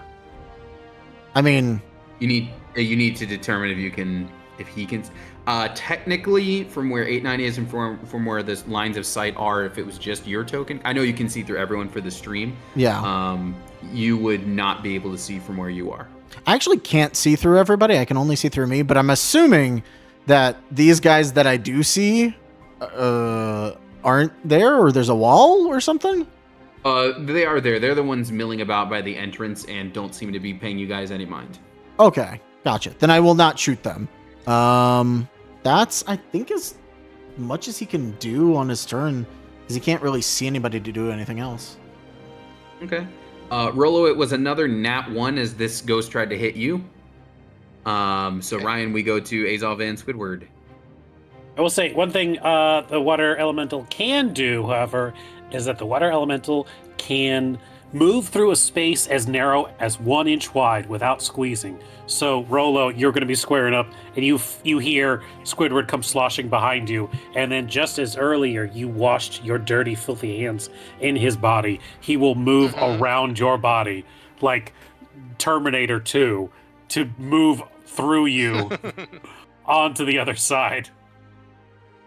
Oh. Oh, damn, I got the poo water on me. He does leave the poo residue behind on you. And actually, he can squeeze all the way around, so he can get back here. It'll take 2 attacks With flank, cool. with flank. Which he will not need. Great, that's 2 hits. For a consistent 32 points of Oh. bludgeoning damage. All right, you want to tell me how Squidward does this?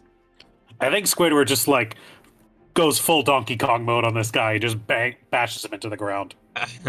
All right. So the whole party is once again out of combat then, Rolo's gonna shrink back down. He doesn't want to be this big right now. while standing on a mine track. Yeah. 20 feet in the air. Yeah, I hear you. All right. He's gonna circle back around to where Azov was, and Okay.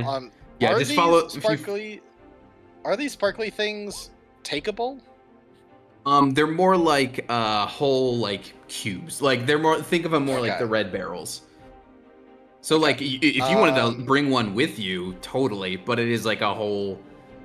It is more like you're carrying a bomb in your hands as opposed to one little thing of shatter. There seems to be like a whole little back area here. Can I just inspect this and see if there's anything worth taking in here? Sure. I guess I'll roll investigation.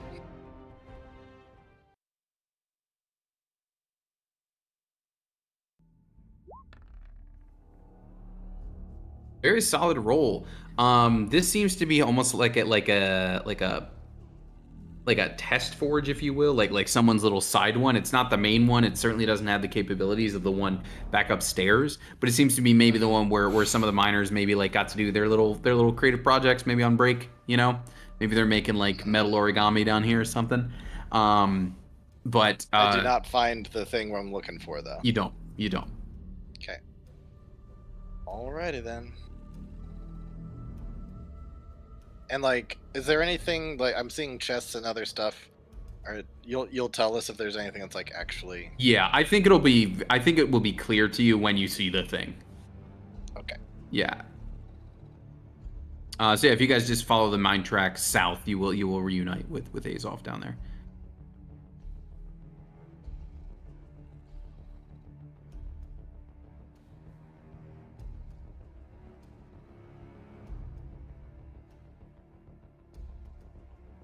And to go right back to what you just asked, Richard, from where you're standing now to the southwest is a mine cart filled with some ore that seems to have, or I shouldn't say filled with, sorry. There is a portion of what seems to be the ore you're looking for, with the sort of lightning bolt kind of veins in it.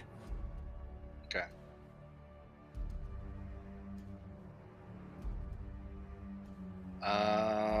Well, I guess I can go down and get it. What do you guys think? So we see some more ghosties down here. Yeah. They're not really hurting us, and we're killing them. Would it be safe to say, like, we just take these two out? Like, or... I think that's fine. Henry, the direction you're going just sort of wraps around as like an upper part to the chamber you were in before. You can feel free to see that out to the end, but Henry would not find anything of note. It's just kind of an upper pathway, just giving another potential route through the cave. All right, I'm gonna take these shiny rock things, the ore. Yeah, and so I will say there's essentially like one portion of ore in there. Okay. And Do I you have did. an idea how many portions we need? Well, I did whisper something to Ryan earlier, and there's probably some stuff to RP out in regards to what you guys want to do with Wave. But I will say there is one portion of the ore in that cart. Yeah, so Okay. I was thinking with the whole reforging Wave thing, right? So we know it broke when we did that big ritual spell thing. And for what I was thinking with using Wave 4, I really can't have it breaking again. I really need to make sure it sticks where it's going. So my thought was, why just rebuild when we can build back better? Make it more good, even better, stronger, maybe a little, reinforced. All right. I was thinking of reforging it into a great trident. Oh, we're gonna need some more ore for that. I think I saw some down this way. For what I'm planning on using Wave for, it's going after the biggest game imaginable. And I don't know if normal size Wave will be able to do it. But 2 portions would be enough for you? Probably. All right. Unless he fucks up.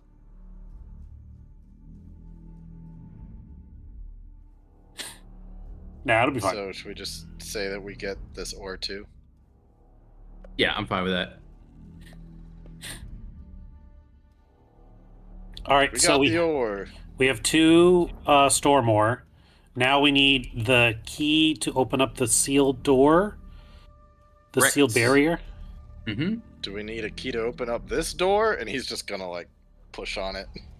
You don't. It opens.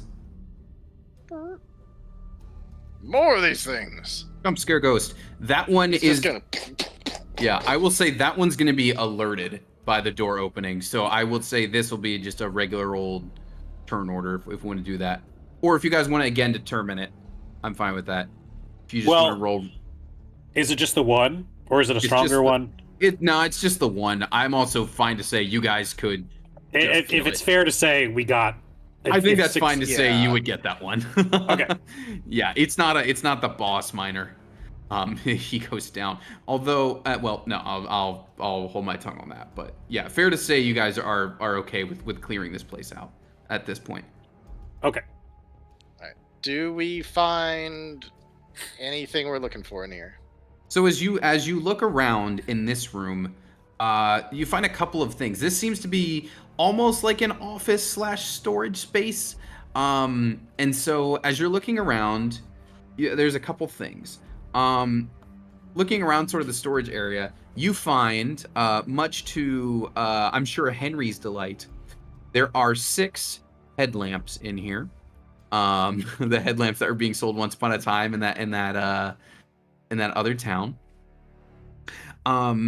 I'm going to assume you are also going to, like, you've been like checking all these ghosts you've been defeating for loot. That's fair to say, right? Yeah. Cool. So on this one, you find a small coin purse, which holds 15 gold. You find a little seal that shows the sigils of Anam and Persona that would fit that magic barrier. And you also find a note. And I'm going to reveal all that note to you guys, and whoever wants to read it can go ahead and read that out. This is the note that is also found on this ghost. Oh, it's written in Goliath. I can read this. Yes, it would be Anam, written in Goliath. After you lock Dad downstairs, wait for me in the storage room. Bring the seal. P.S. I know it's hard, but it's for his own good. This lava pipeline idea is going to get us all killed. Oh boy, Daddy's downstairs. Well, okay then. I take the seal and be like, alright guys, we got what we need. We got the ore. We got the sigil. There's something looks like that we'll be able to use to heat up the forge. But we gotta go take care of Daddy first. Do we know why everyone is ghost and haunted here? Do we know what happened here exactly? You don't. Can anyone speak with the dead? No, just animals. I just got a pervert orb. Hmm.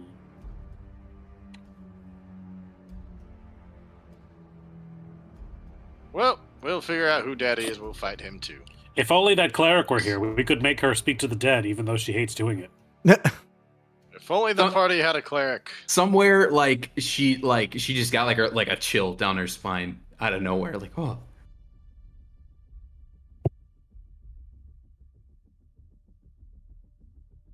We're going back to the rope. Or Yep.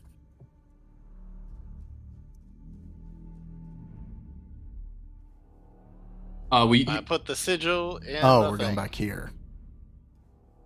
Okay, magic barrier dispelled. And there is a longer tunnel now before you that seems to slope down, though not at a particularly steep rate.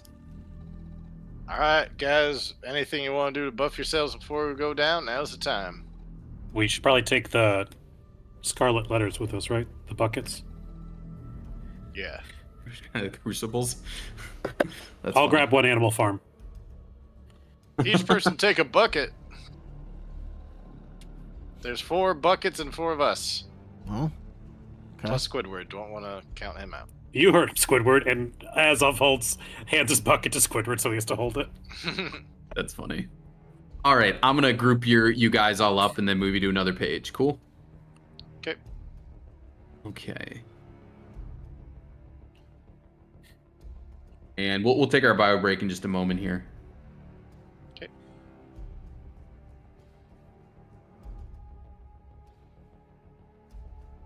As you enter into the second portion, the Shatter Mines. We left a fence over here.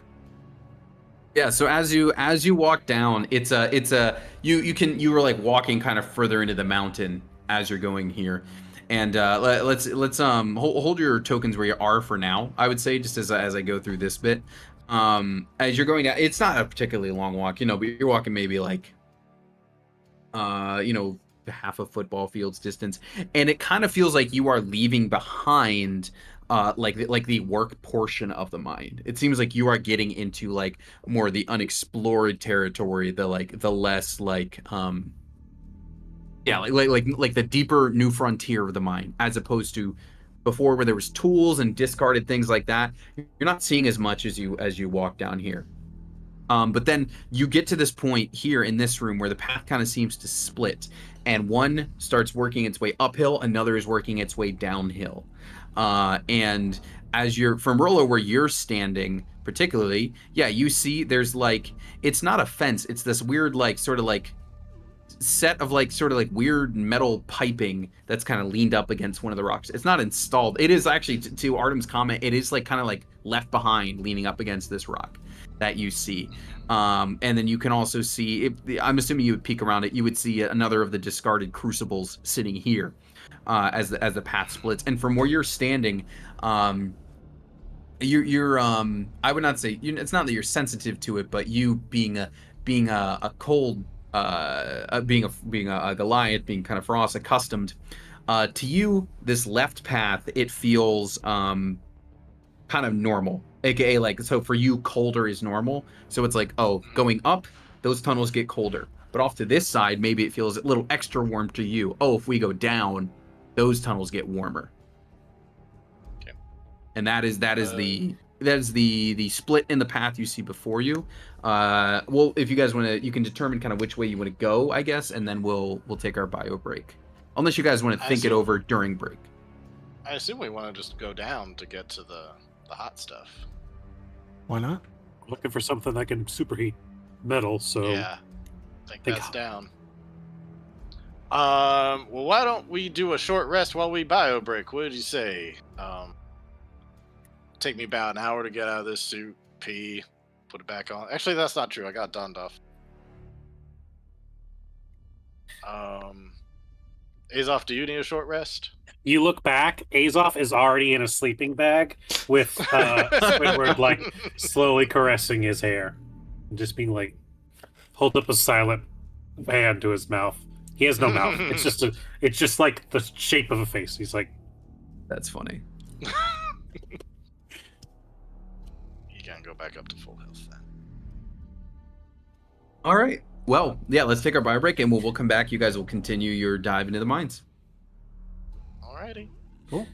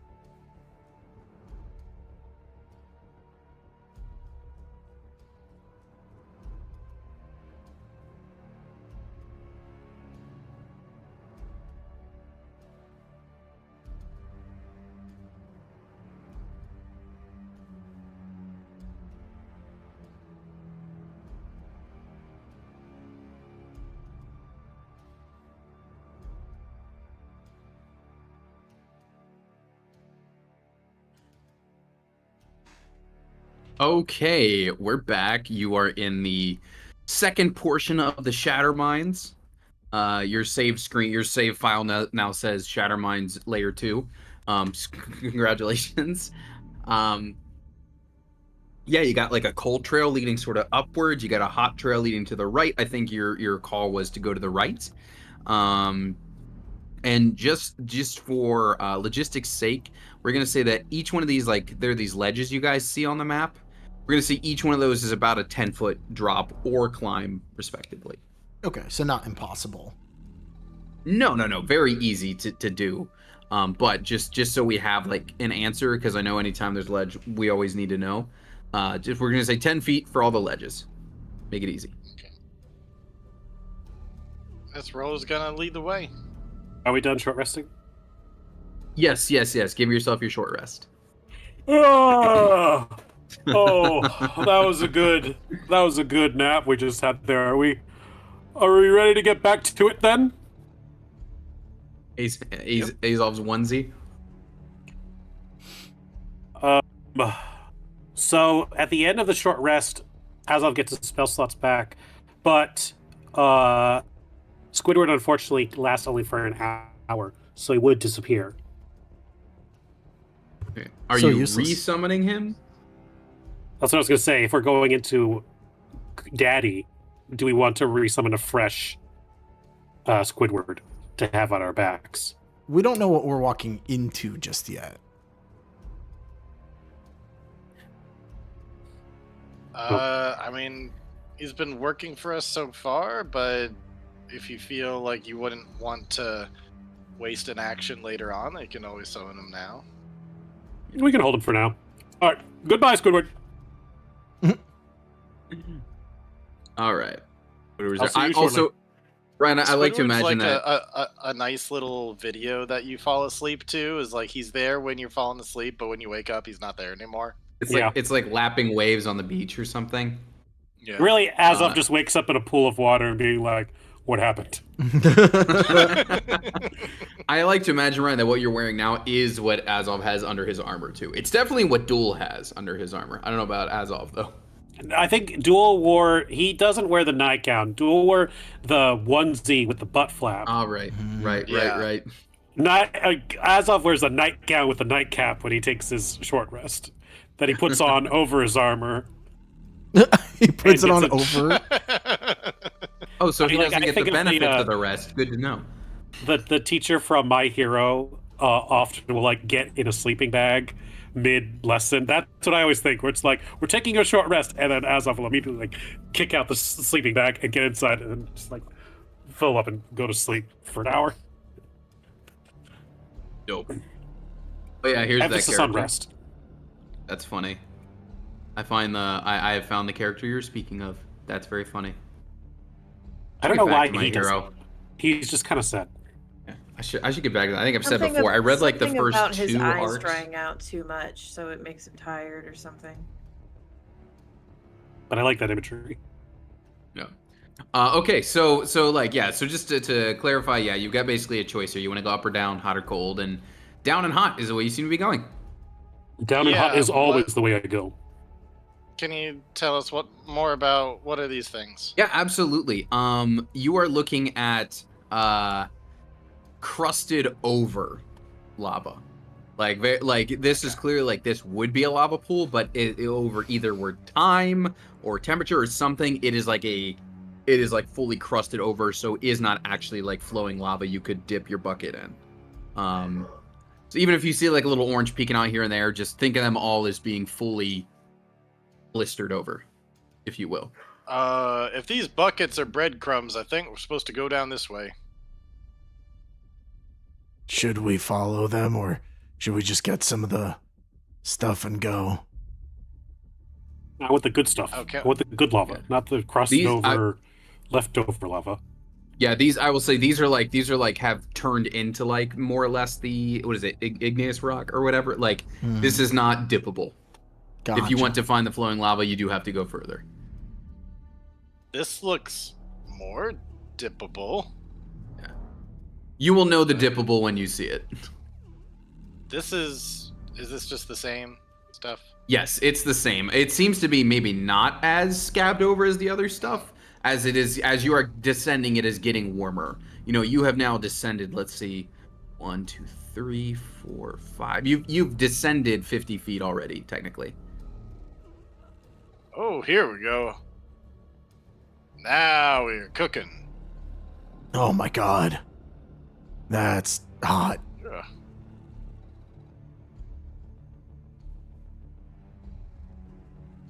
Ugh. Somebody tie some rope to some buckets. Let's pick some up and get out of here. I don't have any rope Use all left. our ropes to get down here. Oh, I have Mage Hand though. Hold on. Yeah, but Mage Hand can probably only pick up like 5 pounds or something. She has a special one.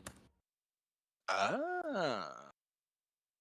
I don't remember what is modified with it, Sid, but I know yours don't is different. think weight was 10 pounds. Let me check the feet though. I don't like the way it's written out anymore. This shit's weird now. With the one I sent to you. I'm no, like just the way D&D Beyond is presenting information to me now. Oh, gotcha. It's I was like, really not Sid, cool. I wrote it for you. What do you mean it's not good? No, this like the write-up's fine. It's the way I have to go find the because it's not giving me all the information in my features and traits sheet, but whatever. I just If that's decided to. I have just Googled, is lava heavy?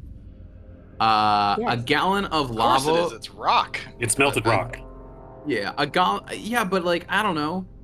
I don't know how heavy lava is. I've never thought about it until. Law right of this conservation of mass, my guy. moment, I guess. A gallon of lava would weigh about 26 pounds, according to this. Yeah, my Holy Mage shit. Hand ain't gonna get that. Okay, so here's what Also, I'm there gonna was do. no adjustment to carrying capacity. Okay. Guys, this is Rollo's moment. It's my arc. I got this.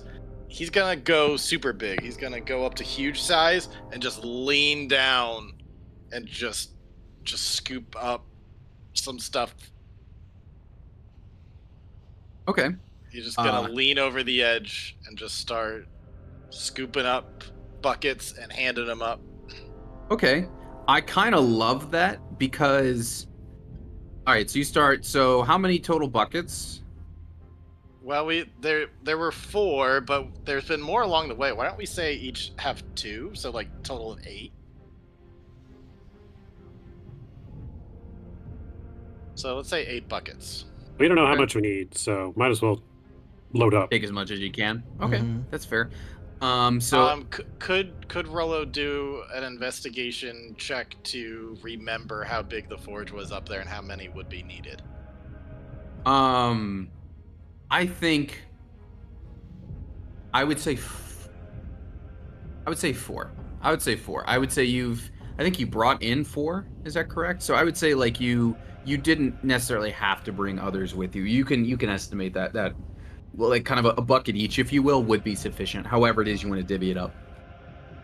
Why don't we take 8 just in case there's You mess up. spillage or some people like you have to leave some behind or something? Like if we have to leave some behind, that's fine. But that way we start off with more and leave more room for error. Cool. Can I So you're just move? gonna dip down? Cool. Can 8, 9, and Henry move into the room as well to where they would be standing to receive their bucket? You mean standing no- to receive the TPK? No, you may not. I don't know what you're talking about. Uh-huh. Henry's like, Uh-huh. I'm gonna stay back here. Thank you very much. I mean, Henry, listen, if you are hanging back, that's permissible, but I am if now you're there to within grab a striking bucket. distance. Okay. 8-9's Henry, pushing. come down here. The lava's fine. That's what you guys said about the ocean, and the ocean sucks too.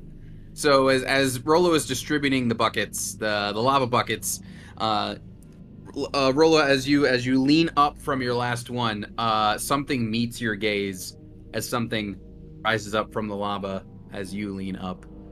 There have been frost giants, there have been storm giants, there have been a variety of things, It's and gonna be a lava giant. that is exactly what it's going to be. Oh my god, I he's think you just as guys big all- as you. Bigger. He's bigger. As a lava giant rises up out of the lava. And then I would like an initiative roll, please. I am 26 feet tall, and this guy is still bigger than me. This is a big boy. All right, so Rolo, you got this. You said this was your moment, so we're just gonna take this lava. We're gonna head upstairs, but you got it. I believe Fuck in you! you. Alright, initiative. That is.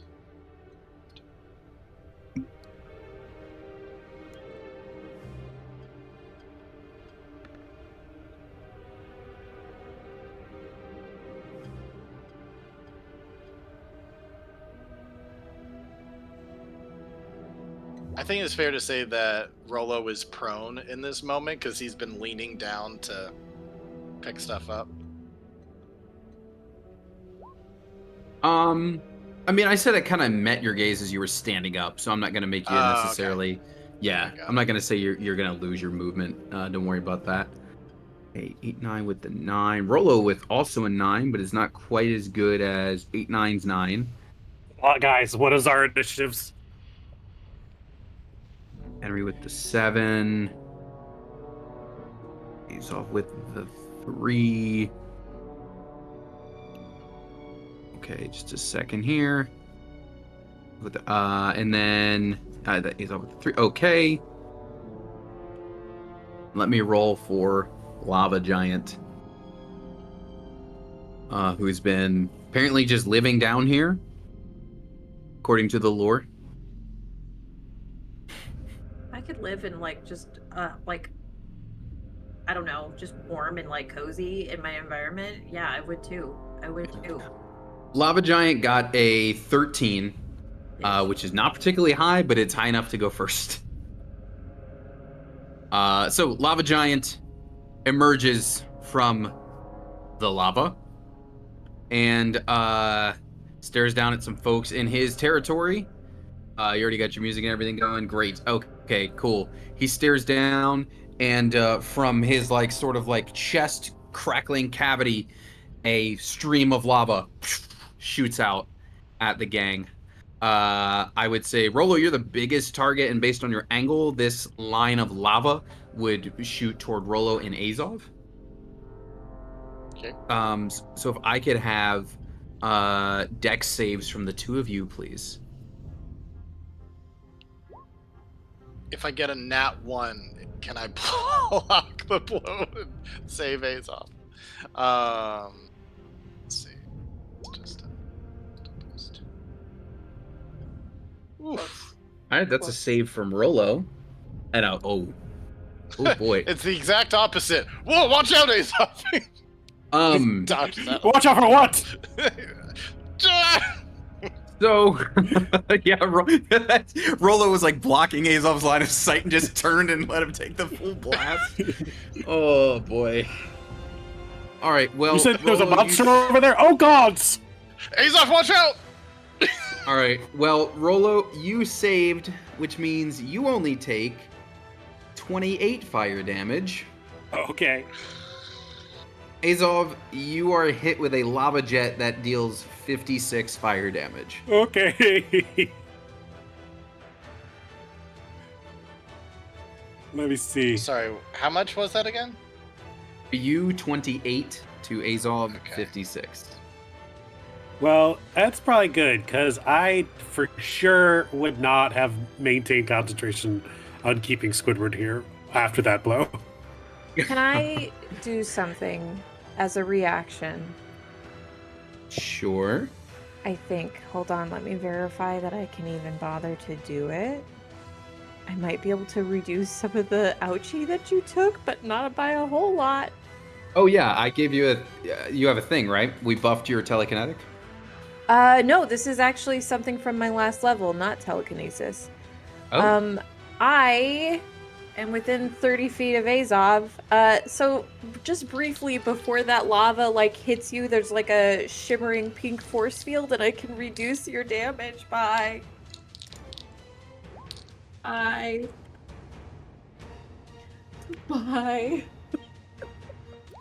Ryan, that gift is good. 1. 5.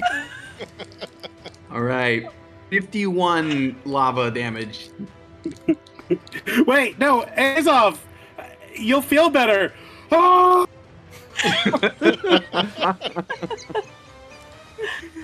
Oh man. All right. 8-9. This towering lava dripping thing is in front of you. What do you do? What the fuck?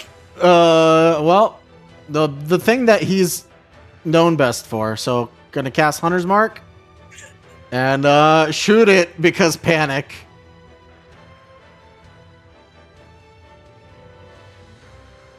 Yeah, 26? that's a hit. Cool. Plus first attack, so there's a planar warrior. And here's the Hunter's Mark damage. That's not bad. Okay. Second shot. All right. Now that first one was force damage. This one is going to be just magical piercing. Okay. Yeah, those are 2 hits for sure. Cool. 19 on the second one. All right, you blast off some kind of chunks of rock with your shots. That's pretty good. Anything else for you? Does it seem to care at all? Oh, it seems, yeah, it doesn't seem happy. Since it emerged from the lava, it seems pissed. I'm going to take one more step So back. you okay. Yeah, its demeanor hasn't changed, and its demeanor is pissed off. So, Okay. Rolo, you're pretty big, and this thing is probably eye to eye with you, yet it is standing in the lava, just for size comparison's sake. Yeah. What so, do you do? Well, first I needed to roll a con save real quick. Okay. On being big. See if I can maintain being big. And Sure. I'm gonna have to expend use of my arcane whatever to keep concentration. Mind sharpener. Okay. So let's see. So You- that was my reaction from my previous turn to do that. So he's just still there. Do you hold? You took 28, so you got to do 14 for con. No, I have a with mind Yeah. sharpener, I can just turn it into a success. Oh, cool. Okay. So that was that. At the risk of hurting himself, at least it's not his actual hand. He's gonna punch. He's gonna punch this thing twice.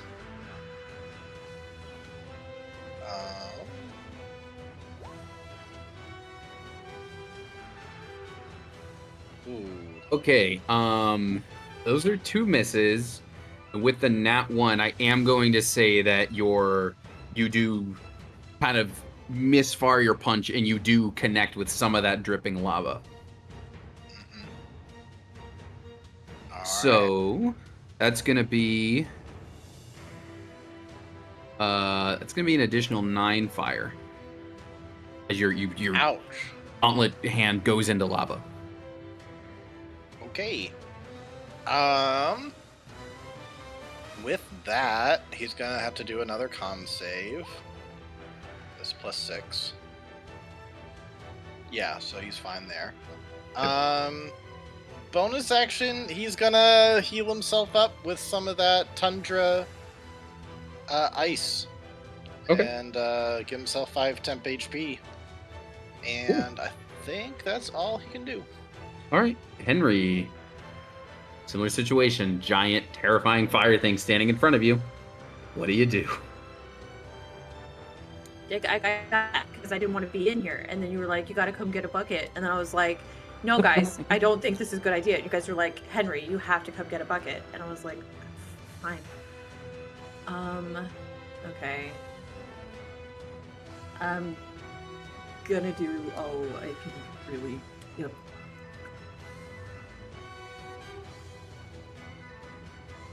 Nope, not a D6. It's a D20.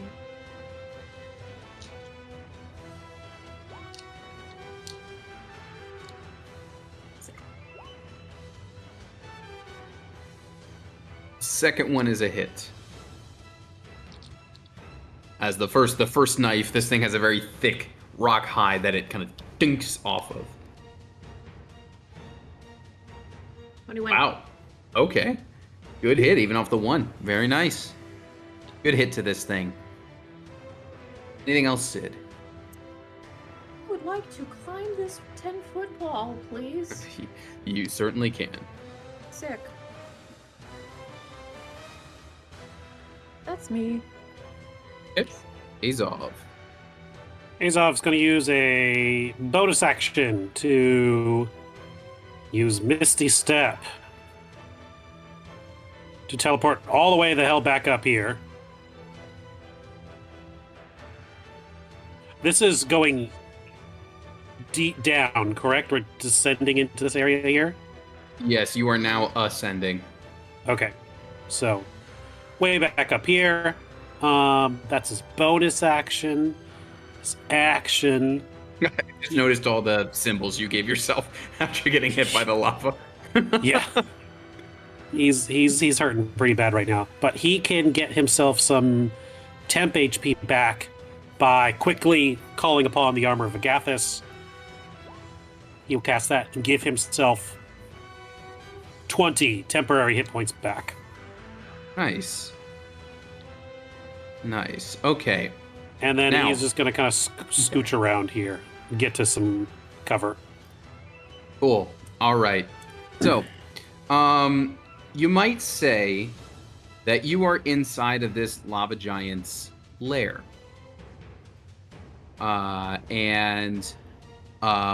Azov, you, I guess from where you are, you hear it. The rest of you see this thing like let out this like bellowing, like rocky, just scream. And this is not an attack to you guys at the moment necessarily, but lava starts to spurt up out of, or like the lava he's standing in starts to spurt upwards. The cave kind of shakes a little bit. And from Azov, from your perspective specifically, you see what was those crusted over pools of lava burst forth with jets. And they are starting to like fill up and expand out. Guys, it's filling with lava. I think we should get our buckets and go. So that was a lair action. And now this thing, it's got Rolo in front of it. It is going to throw two like bouldery, fiery fists at Rolo. Okay. So that is a 33 and another 33.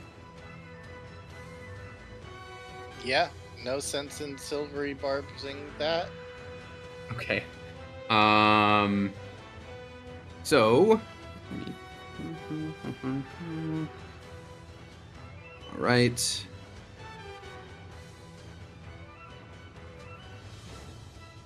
I promise I am not making this up.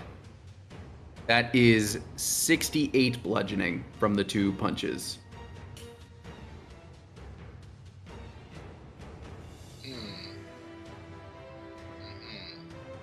Can you reduce it with stone giant, blah, blah, blah?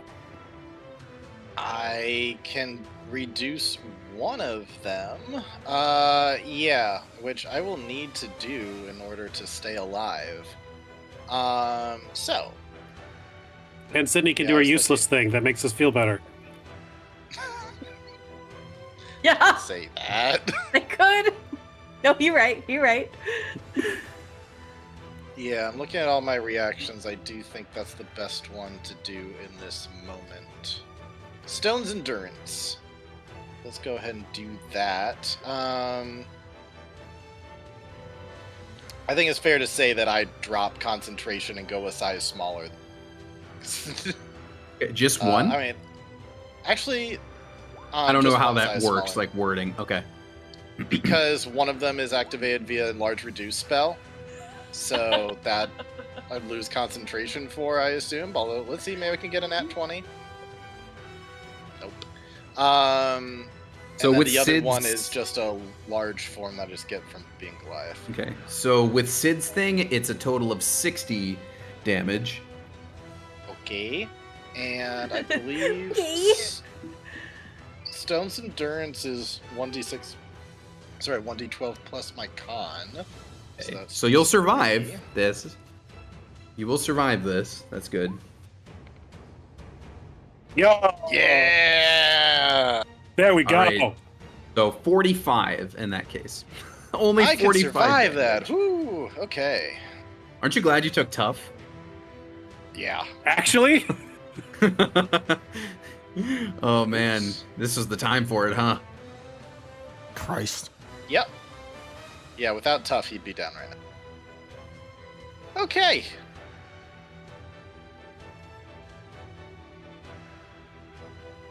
All right, 8-9.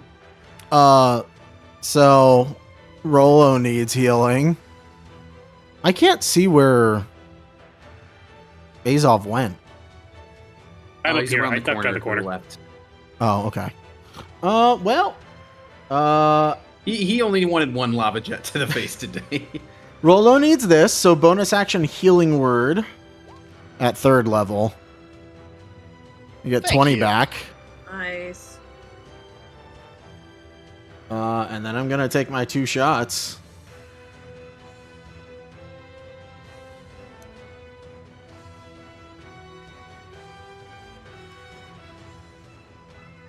There's the first. Yeah, that's a hit. Plus Planar Warrior and Hunter's Mark. And second shot.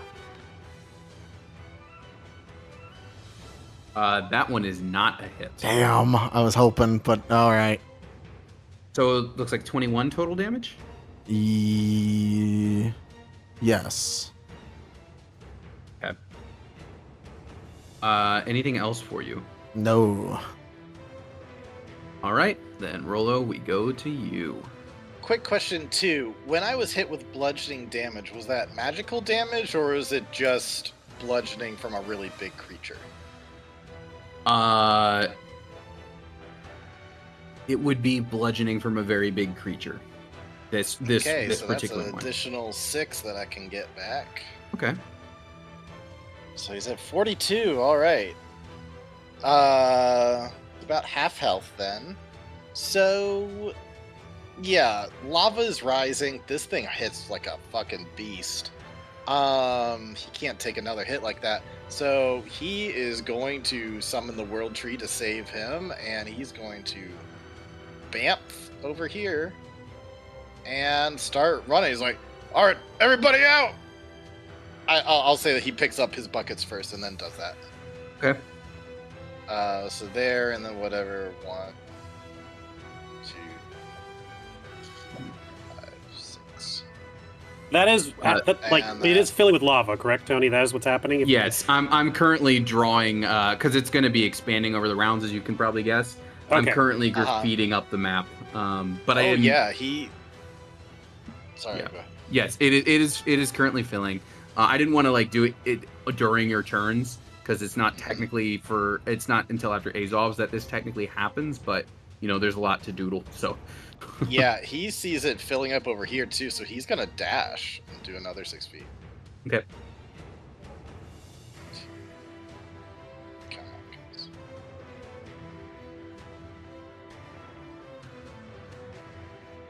guys. He's gonna stay on this ledge here so he can lend a hand and help people up this first ledge. Okay. Cool. All right, Henry, we go to you. You guys can ignore the orange scribbles until after Azov's turn, but you could consider that like where the lava is going to wind up, if you will.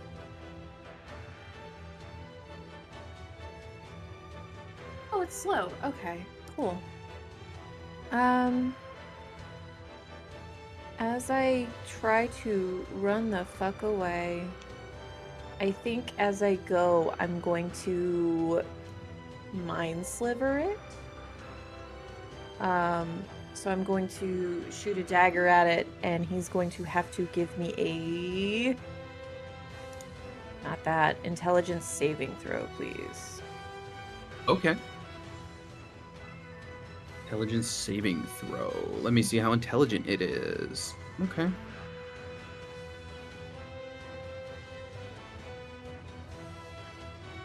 Huh. Wait. What? Oh, okay. Yeah, I don't even need to put on the mod, it failed.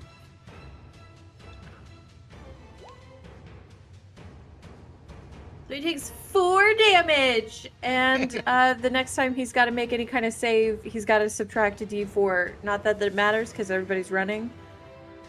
But, Every bit helps. You never know. fuck that guy. Okay. 5, 10, 15, crawl up the wall. So orange scribbles are where the lava is going to end up. So, Yep. you know, you can kind of get a sense of that. That's me. Okay. Izal, you are up. Okay, important question for the DM. I can't find a ruling on this. Gust of wind versus lava. Would a strong burst of wind, I can copy and post it here, but would it... Gust of wind. I think It is a second level spell. yeah. My thought is, would a burst of wind be able to like cause the top level or top layer of lava to slowly cool? It would still keep coming, but would it Yeah. slow its progress? Would it a little impede bit? Yeah, I was gonna say, like, my gut is it would impede the flow of whatever is caught in that wind. Yeah, I think My that's thought fair. is very like Avatar Aang, Avatar Roku versus the I hear lava you. to kind of slow it down. Yeah, Maybe I not think to that's that valid. strong, but Yeah, it could. Yes, it would slow the flow. Obviously, gust of wind only has you know, sort of one. It's a line, right? Yeah. So, you know, how you place it matters here, but I would say Yeah. it could definitely impede the flow. okay. Then in that case, object interaction, as of is going to 1, 2, 3, pick up one of the buckets, scoop up some lava. Okay. What did I say? 1, Yeah, 2, technically, 3. you guys.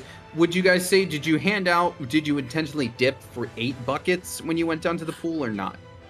That was the idea, yeah, that Okay. he was dipping for 8 buckets, that way Okay. if we went to leave some behind, Okay. there'd be plenty. How That's many? Rollo's got 2 buckets with him right now. Okay. We can say that when Azov teleported away, or when he was hit with the lava, he didn't think to grab the bucket with him, so he's grabbing this one here now and Okay. scooping it up with him. And unless someone like goes prone or something, I don't think we're gonna worry about the logistics of the bucket being like attached to you guys. You know what I mean? Yeah. 1, 2, 3, 4, 5, 6. And then as an action, Azov is going to use Gust of Wind, and he is going to blow a straight line of air.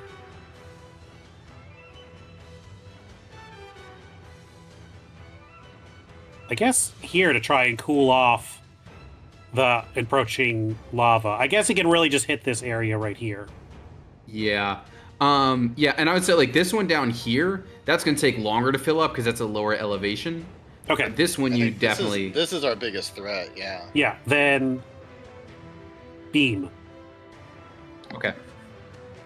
So he's You going to got use gust of air to try and cool this area and kind of give us a little, I don't know, but maybe stepping might break through, but it won't be obviously encroaching us. You got it. Okay, so anything else on your turn? No, gust of wind is concentration for a minute. So he's concentrating on that right now, so he can use it every turn to cause another blow or gust of wind. Okay, so the orange scribbles are now in effect. That is now where the lava actually is as it continues to pour out. 8-9, you're the only one who I guess still kind of has eyes on this thing. Mm-hmm. And you see it dive beneath the lava. Oh, Okay. And Rolo and Azov, you see it kind of pop out from this corner pocket. Fuck. And it is going to kind of like from it's not like full, it can't fully emerge here. It's like a smaller part, but it's enough that it can like kind of pop out and like hurl with one hand a rock. And it's going to Rolo, you're still the biggest target, so I think it's going to be throwing at you. Fair. As this flaming rock flies at you. 25 to hit. Yep, that hits. 25 to hit. All right. Okay, so it's gonna be 30 bludgeoning. Okay, and is that magical? No, it is just a lava covered rock being hurled at you. So 30 bludgeoning, but then it is like dipped in lava, so I need to roll. I have a fire damage calculation here, sorry.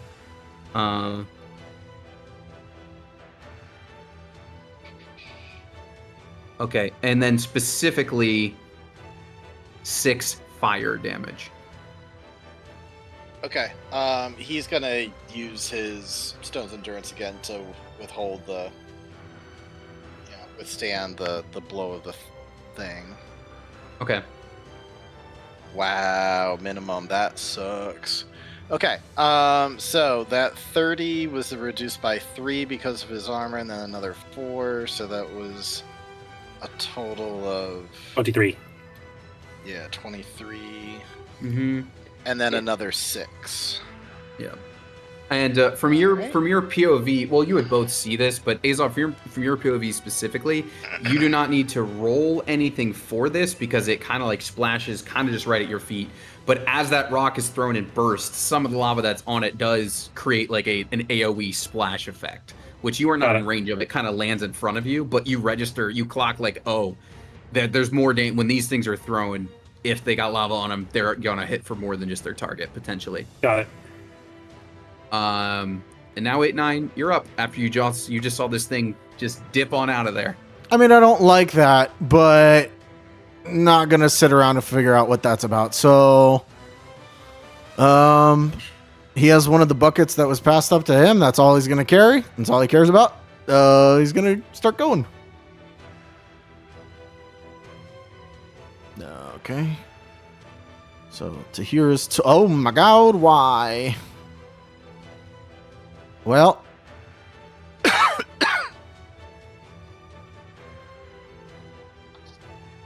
does Henry have a way to get past the lava?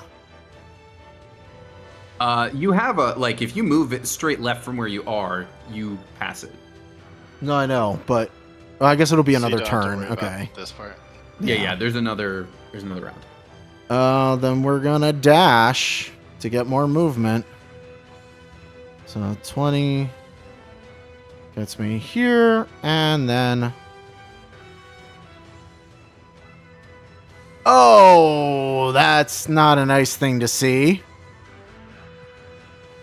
Well, 8-9 comes around the corner. Guys, it disapproved. Oh, Thought you had it, 8-9. I thought you said you had it. I didn't say that. I wanted you to say that, though. I like that you're saying this while you're kamehamehaing some wind.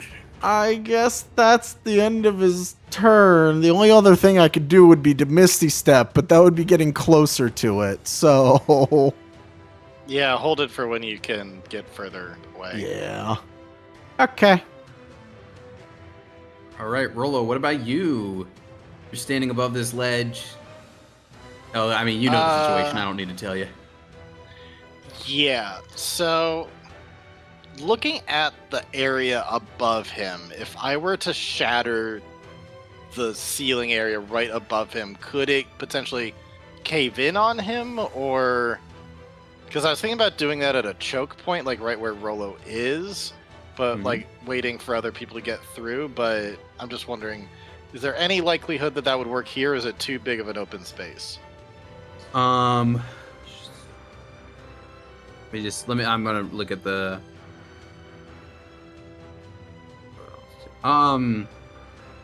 It wouldn't be doable in a single use of shatter, I guess is what I would say. Okay. He's gonna save that then. He's hurting bad, so he's gonna get up and out of here, I guess, because he's also kind of in people's way. 1, 2, 5. I guess he'll use the rest of his move to kind of. Oh, he's got more movement because he's big, so get up there. Yeah, remember, all of those are 10-foot climbs. Although I guess Yeah, you're pretty... I figure he's big enough and he can like. Yeah. Just kinda Yeah, you don't have to roll Um, for it, but just make sure you're calculating it. That's all. Yeah. He's gonna hold an action. Okay. To cave in this area if everybody can get through. All these other areas, they look small enough that the giant couldn't get through little things like this, could he? It doesn't. It. Roll me. I would say roll. Like nature or history to see what you might know about like a lava giant. Okay. I don't know shit about lava giants, guys. Yeah, you're not sure. You're not sure. Well, I couldn't even give you a gut instinct on that one. Yep, that's fair. Okay. Well, I think that is all he can do at this point. Okay. Henry, your friends are all running away and there's lava. Just like my childhood. 1 second. So, got 5, 10, 15, 20, 25, 30. As a, let me actually, Jesus.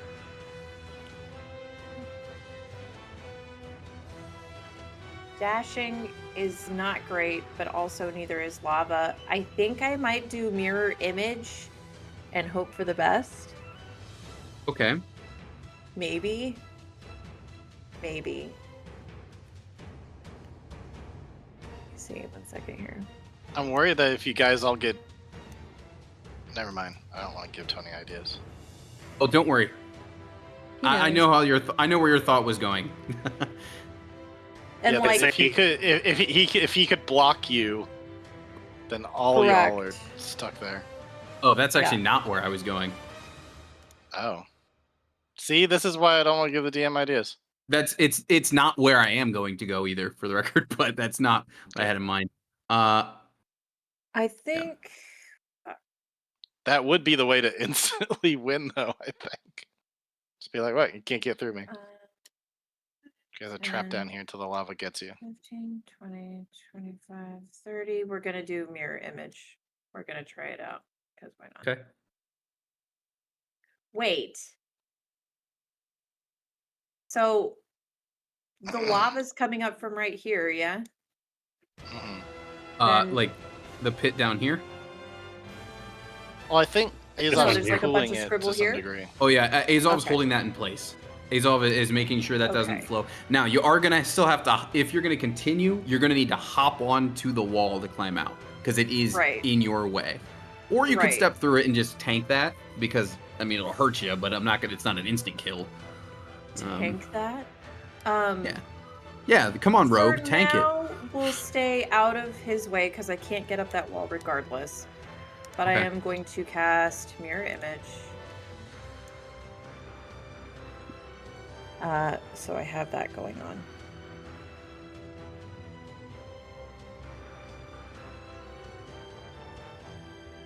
And that's me. That's all I got. Okay, Azov, you're up. Okay. A's off. I'm just double checking. I think it says an action. Oh, as a bonus action on each of your turns before the spell ends, you can change the direction of which way the lion blasts from you. Interesting. But this is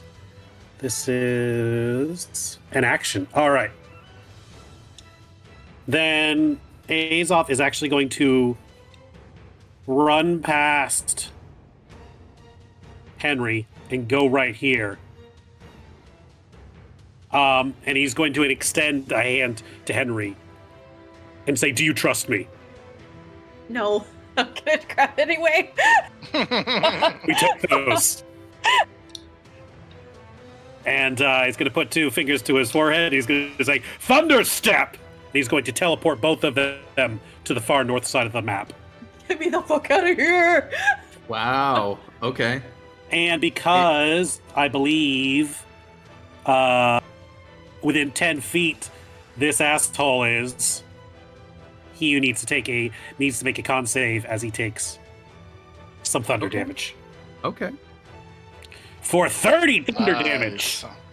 All right. That's Very pretty nice. solid. All right. Let me roll this con save. And it's a minus D4 because of Sid's thing, right? Is that true? It's his next save. Mm-hmm. Yep. Okay. Okay. Is that a... He's probably pretty Okay. conny. Yeah, okay, so what is your... Okay. All right. I'm just looking at it. It's a D4 to the save? Negative. A Negative minus D4, D4 to yeah. the save? Okay. If it's the full 4, he will fail this save. And I'm going to roll it for everybody to see. So you got a 25% chance. So you're saying there's a chance. So he does save it. All That right. was a very decisive. Unless roll. Rollo wants to silvery barbs it. I can. I don't even know if I have line of sight to him anymore. I actually could. I'm right there. Silvery barbs it. Done. Now, does that D4 apply again, or is it just on? Like, how's that work? I think it's just the D20 that he rerolls again. Mm-hmm. Okay, and is it the lower of the 2, or The lower is of it the 2, Yeah. Okay, I just rolled a crit on the second roll. Oh. Well, that's rude. All right. Well, he still takes 30 points of thunder damage. You still get to give somebody advantage. 15 points, right? Yep. 8-9, you're right there. Good luck. Take the advantage, buddy. Thanks. And then you and Henry are teleported. Is that correct? Yeah, I'm going to teleport us up here, and Henry right next to me. Why isn't it letting me So use that? okay. Henry, I'll move you up there. Here's the thing. Azov, you had no way of knowing this, but as the lair action happens and the lava starts to expand, you just teleported Henry into the expanding lava. Well, it happens at the end of my turn, correct? Happens at the end. Yeah, you could instead, I guess, be like, no, just kidding, you're over here, I guess. Well, no, I'm going to keep moving, Oh, okay. Then you're fine. You're fine. and then I am going to use, as a bonus action, Gust of Wind To hold that back. Okay. to keep it back. Okay. So it's kind of aimed at the ground to keep the lava from expanding, so people Got can it. Got shift it. around me. Okay. So in this part where I'm drawing this blue line, that is what's being held back for now. So that blue line lava is not there. It's tricky with scribbles, but the blue line is a safe place, okay, for this round. Yes. Sound good to everybody? Yep. All right. That does mean that the one down here is going to expand normally, now that you're finished holding it off. Yeah, so I'm Good. like, go, go, go, Leave go, go! 8-9 to die? Did we just leave 8-9 to die? 8-9, just let me see you. 8-9, come into my line of sight. Well, speaking of things being in line of sight, that thing, it kind of does, so it's kind of just like torso up, and it does just like, so here's like the cutoff of the ledge, it's doing like a 8-9, like don't move, I hand, don't think it can hands are see. up, and it like twists its head this way, and it just sees 8-9, and it just lava jets at its sole target. 8-9, no. Cool. Tony, would you So- say it does this move?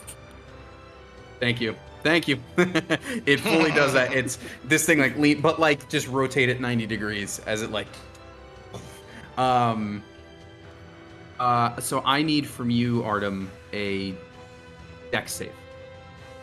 I'm supposed to be good at Oh, those. I was gonna Thank say you God should be pretty you're- good at this. Thank You God you're have at full health. You have right advantage now. from silvery barbs. Yes, you do. Can I use that on a save? Anything, I think. It's like any roll, right? Let me look. You can choose. Oh. Come on. Chosen creature has advantage on the next attack roll, ability check, or saving throw it makes within a minute. Okay. Do you want to guidance yourself? can't do that on a save. I guess you can't on a save. So Yeah. it's bless. Is there anything else you have for that? No, but I I will wish I could flash cast... a genie see, but I can't see. I'll cast Absorb Elements as a reaction. There you go. Yeah, So at least I'll smart. have the Okay. damage. I wanted to do that so often, but it's like bludgeoning damage. I'm like, fuck. I had it when I ward the entire campaign. It never came up. No. All right. So you're gonna have it, right? Yeah, In it that gives case, me you have resistance to the damage? Okay. triggering damage. All right. So it would have been 48 fire damage. It is instead 24. All right, That's good. I can deal with that. And it is now your turn. Okay. Well, I gotta get out of here pronto. So, 8, 9. can I take the disengage act or the? Well, okay. Can you take the dash action and also cast a bonus action spell, or does that not let me? Yeah. No, you can do that. I don't see Okay. why not. So That's I'm gonna literally get what I just did. Now up you are gonna have here. to make a leap to that rock wall if Don't- you're trying to climb. Unless you Don't got- even need to. I'm gonna cast Misty Oh, you got a Step Misty as my Step? bonus action, and that gets me. Oh my god! I can't move the token now for some reason. Oh, you might be caught on a thing. There you Oh, go. thank you. So Misty Step gets me here. And then I still have 40 feet of movement from my dash action. So 40 gets me... You do remember those are 10-foot climbs on the Okay, ledges. right. So 10 foot, 25. My brain cannot work. So then, actually... If with an action dash, you can definitely get up there. Yeah, I believe I get like right here, Yeah, up onto the ledge. or technically like here underneath of Rollo. All right. Well, it is now roll. Unless that was action and bonus. Yeah. So, Yeah. Rollo, we go to you. Object interact. Actually, wait. No, I was gonna say I pick up Azoth or 8, 9, but I can't because I'm holding 2 buckets. So in that case, I am just like, excuse me. Somehow get through all of that. You're big, so I am gonna say you are going through that lava. Like you are not. You are. You know what I mean? Like you're not Mhm. as small as the others. So I do think you're gonna take some damage moving through. Then I'm gonna go smaller because I don't want to take that damage. I'm only at 13. Okay, that is perfectly valid. If you are in the 1x1, you can get through without touching it. Okay. Although you do have another pull directly in front of you right now. 5. You want to? Yeah, you could jump. I guess. Yeah. Can I do an athletics to hop over? Yeah. What's the long jump rules? Because it may I think be he's running jumping actually, which is better. right. Yeah. Okay. Let's see what Running, the jumping, which is like your athletics or something. A number of feet is strength score. If you move at least 10 feet, so yes. Yes. Yeah, strength score is the number of feet you can long jump. Okay, then I'm just gonna dash and jump over. Cool. Yep, that is valid. 6, and 3, 4, 5, 6. Okay. Henry, you are Um, next. Oh, I'm sorry. If there's more. No, I'll save my bonus action. So that's it. Okay, Henry. Oh god. I'm gonna run away from here. Hi. No?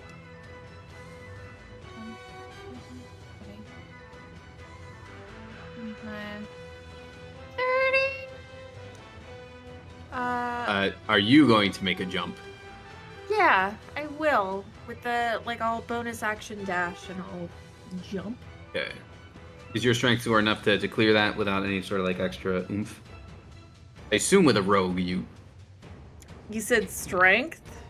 it's strength score. We're at a -1 or an 8? No, not a mod. Okay, 8. So you can jump 8 feet. Sick. So you could clear this. You could like clear that corner. Yeah, we're doing that. Yeah. And we're dashing, so that's 5. 10, 15, 20, As 4 Henrys leap over the lava with mirror image. 25, 30. It's me. Okay. He's off.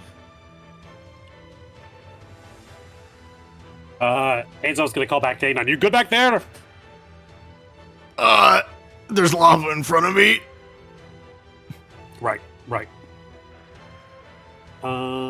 1, 2.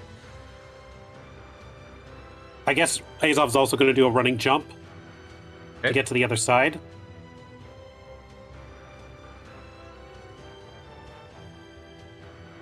We're at 5.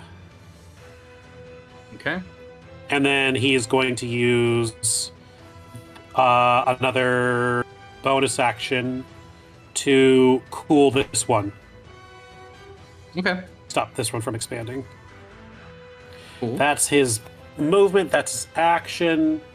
Or that's his bonus action, rather. Action, he has pretty much can do anything else. I think that's it for now. Can he do a perception check to try and hear where this, if the thing is coming? Yeah.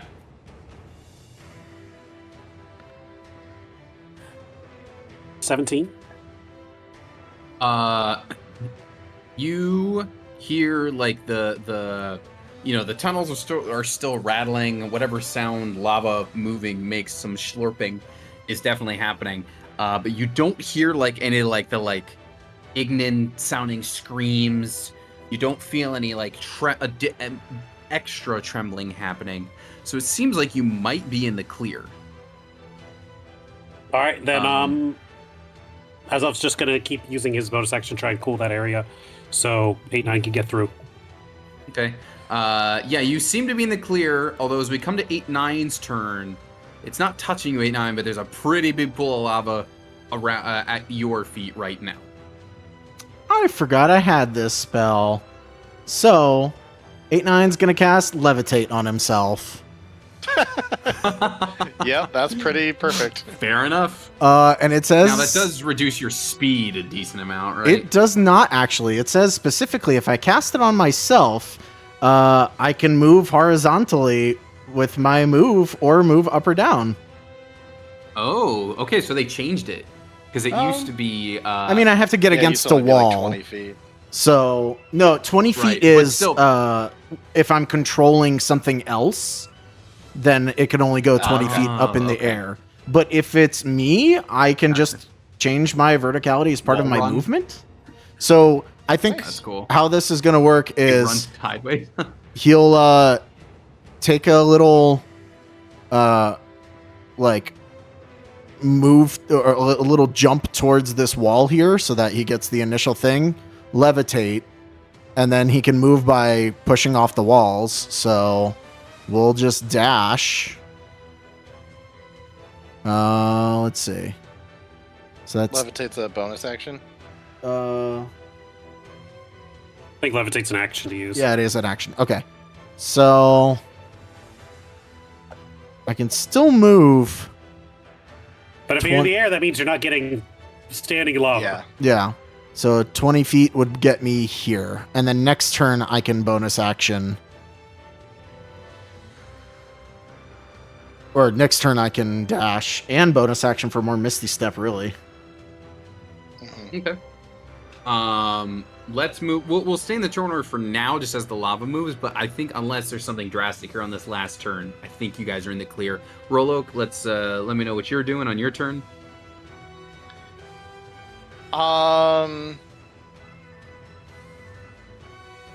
Rolo doesn't know that 8-9 did that, and he is worried that 8-9 is like burning alive. So he's going to hop down and get like right next to Azov and be like, 8-9, no! And he's probably, by the time he actually sees him, it's already too late. Like, oh, well, I'm already in the middle doing it. So he's going to summon the World Tree to suck 8-9 through and put him out like over here in total safety. And then he's going to climb back up. So 8-9's just flown through all sorts of dimensions in that turn. Yeah, so it's got a super wide range, so yeah. Jesus. Yeah. And you Okay. don't need line of sight for that? I think I had line of sight on him. I would Oh, say okay. you could. You're seeing him come around Yeah, the it was- corner while running. And then Okay. I climb back up. Yeah. Azov, I assume you're going to use your turn to climb out, in which case everybody will be clear. But for just illustrative purposes, this is where the lava would wind up. So you guys are getting out of there like with a round to spare, more or less. So, Do we have 4 buckets? There, it looks like it's right here now. yeah, you know what? I've got 2. I got 1. And 9 said he was There's a grabbing discarded one. one right here. All right. We have the buckets. Let's go. All right. So, shall we fast forward to you guys just being back up at the forge? Is there any desire to explore the northern path at all? It's completely fine if not. I don't think so. No, I think I'm good to just fast forward to the forge. All right, totally fine. So we'll end on that. We'll end with the reconstruction of Wave, I guess. All right. Okay, we'll take you guys. Yeah, man, I guess because the full episode was in the dungeon, it makes sense that you guys got through all that, but that was a lot to do in one episode. Well done. Yeah. All right. Okay. You return to the Thunder Forge. I don't really need to put you on that map. That's not necessary. You don't need to like move all around. So if you guys remember, there's like the standard like forge area, and then there's like that like special lightning rod chamber that goes down to like a special quenching bucket. So you come topside. By the time you get up there, it's been like I would say it's like pretty late in the day. It's probably like around dinner time, just for sake of timing. So like if you're like working to make Wave, it's probably going to be like either an overnight thing, or you're going to like yeah, you know what I mean, like it's gonna like if you want to work through the night or like resume in the morning, that sort of thing. It's up to you guys. What would be your kind of game plan with that? Because it's I'm worried about this stuff cooling, so I think we gotta get to it. Strike while the iron's hot. Okay, that's that works for me. Give me a moment here. Okay, so Shirtless, sweaty forging montage. yeah. Hell yeah. We're not gonna take it. All right, cool. So everyone chips in. You use the ore. You start to you repair it. You give it. You have enough ore that you're able to extend it, make like a great trident, as Azov described, and give it some reach, which is cool. And then to kind of like supercharge it with the magic, you have to leave it in that one like cooling chamber with a lightning rod and like kind of wait for a storm. And just for like nice pacing purposes, we'll say it looks like a storm's gonna roll in, but you have time to like take your long rest and wake up in the morning to like see the results of your work. Does that sound good to everyone? Yep. You can hit the long rest button. Cool. So, you all do your work. In the morning, Azov probably wakes up like it's Christmas Day, because there's lightning strikes outside, and oh, it's happening, yeah, you can see that strikes are hitting the like lightning rod that's like built at the top of this place. Energy is charging in, and eventually you will see that the trident you have made, here we go, is sitting in that, sitting in that like cooling tank. You got to wait for the storm to pass before you pull it out, of course, because there's like electricity pulsing through that water. But you do, and as you pull it out, Wave has now become New Wave. And as you pull it out, you can see that it's like, this is just how I illustrated it, but it is like pulsing with these different magical energies.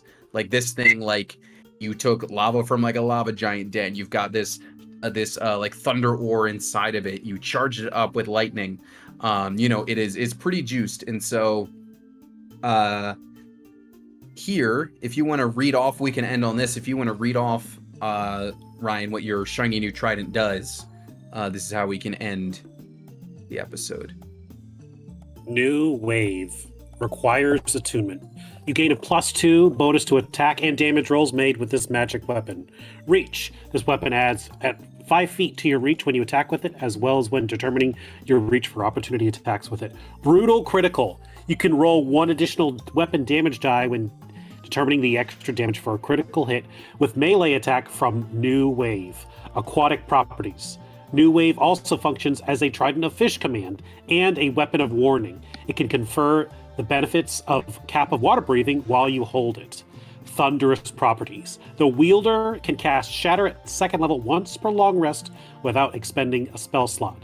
Fiery properties. The wielder can cast Scorching Ray at 2nd level once per long rest without spending a spell slot. Lastly, sentience. Wave is a sentient weapon of neutral alignment, with an intelligence of 14, a wisdom of 10, and a charisma of 18. It has hearing and dark vision.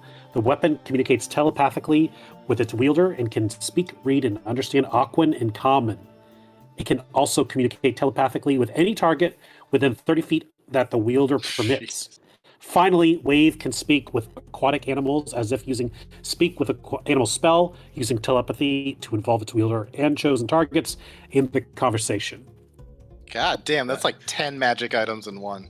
So the thought with the telepathy bit is like when it's doing its thing, you can all hear it. It does, like Ryan does not have to read, you know what I mean? Like you don't have to relay every message. And as you pull that out of the cooling pot, Ryan, you just hear like radiating through your brain. It's just like, oh my goodness, what a long nap. Oh, I feel jazzed after all that. Whoa. I think Azov is different. Like picking up the New Wave, and he's like, I gotta say, Rolo, you did a hell of a job. And then the second he hears voices coming, he's like, oh shit, and he just throws on the ground. It breaks in half. Oh, go get the lava. God damn it, we gotta go back down in the lava. Oh, wait a minute, you're not the king. As you throw it away. Yeah, that's where we'll end it tonight. Woo! Woo! Rolo, you forged All right. the first thing from the Thunder Forge in who knows how long. And it talks. Yeah. It I hope talks. he's not an asshole. It's neutral. All right. Well, It's a non-plus +2 weapon. a non-plus +2 weapon. Yeah. That's funny. All right. Well, guys, that's an episode. You have done an entire 2-layer dungeon in one night. Well done. And Azov has his alt weapon. A9 has his. There are certainly ultimate weapons out there that can be obtained for the rest of the party as well. So there's more good stuff to come. But for now, that's going to be an episode. And you guys are going to have to come back down the mountain. And, you guys never confronted Daddy in the mines, but you might have to confront Stepdaddy down in the village. Yeah. I will not be here next week, so I guess Probably do plan something else, I guess. around that. Yeah. We'll figure it out. All right, but for now, that's an episode. All right. Everybody on the stream, have a good night. Bye.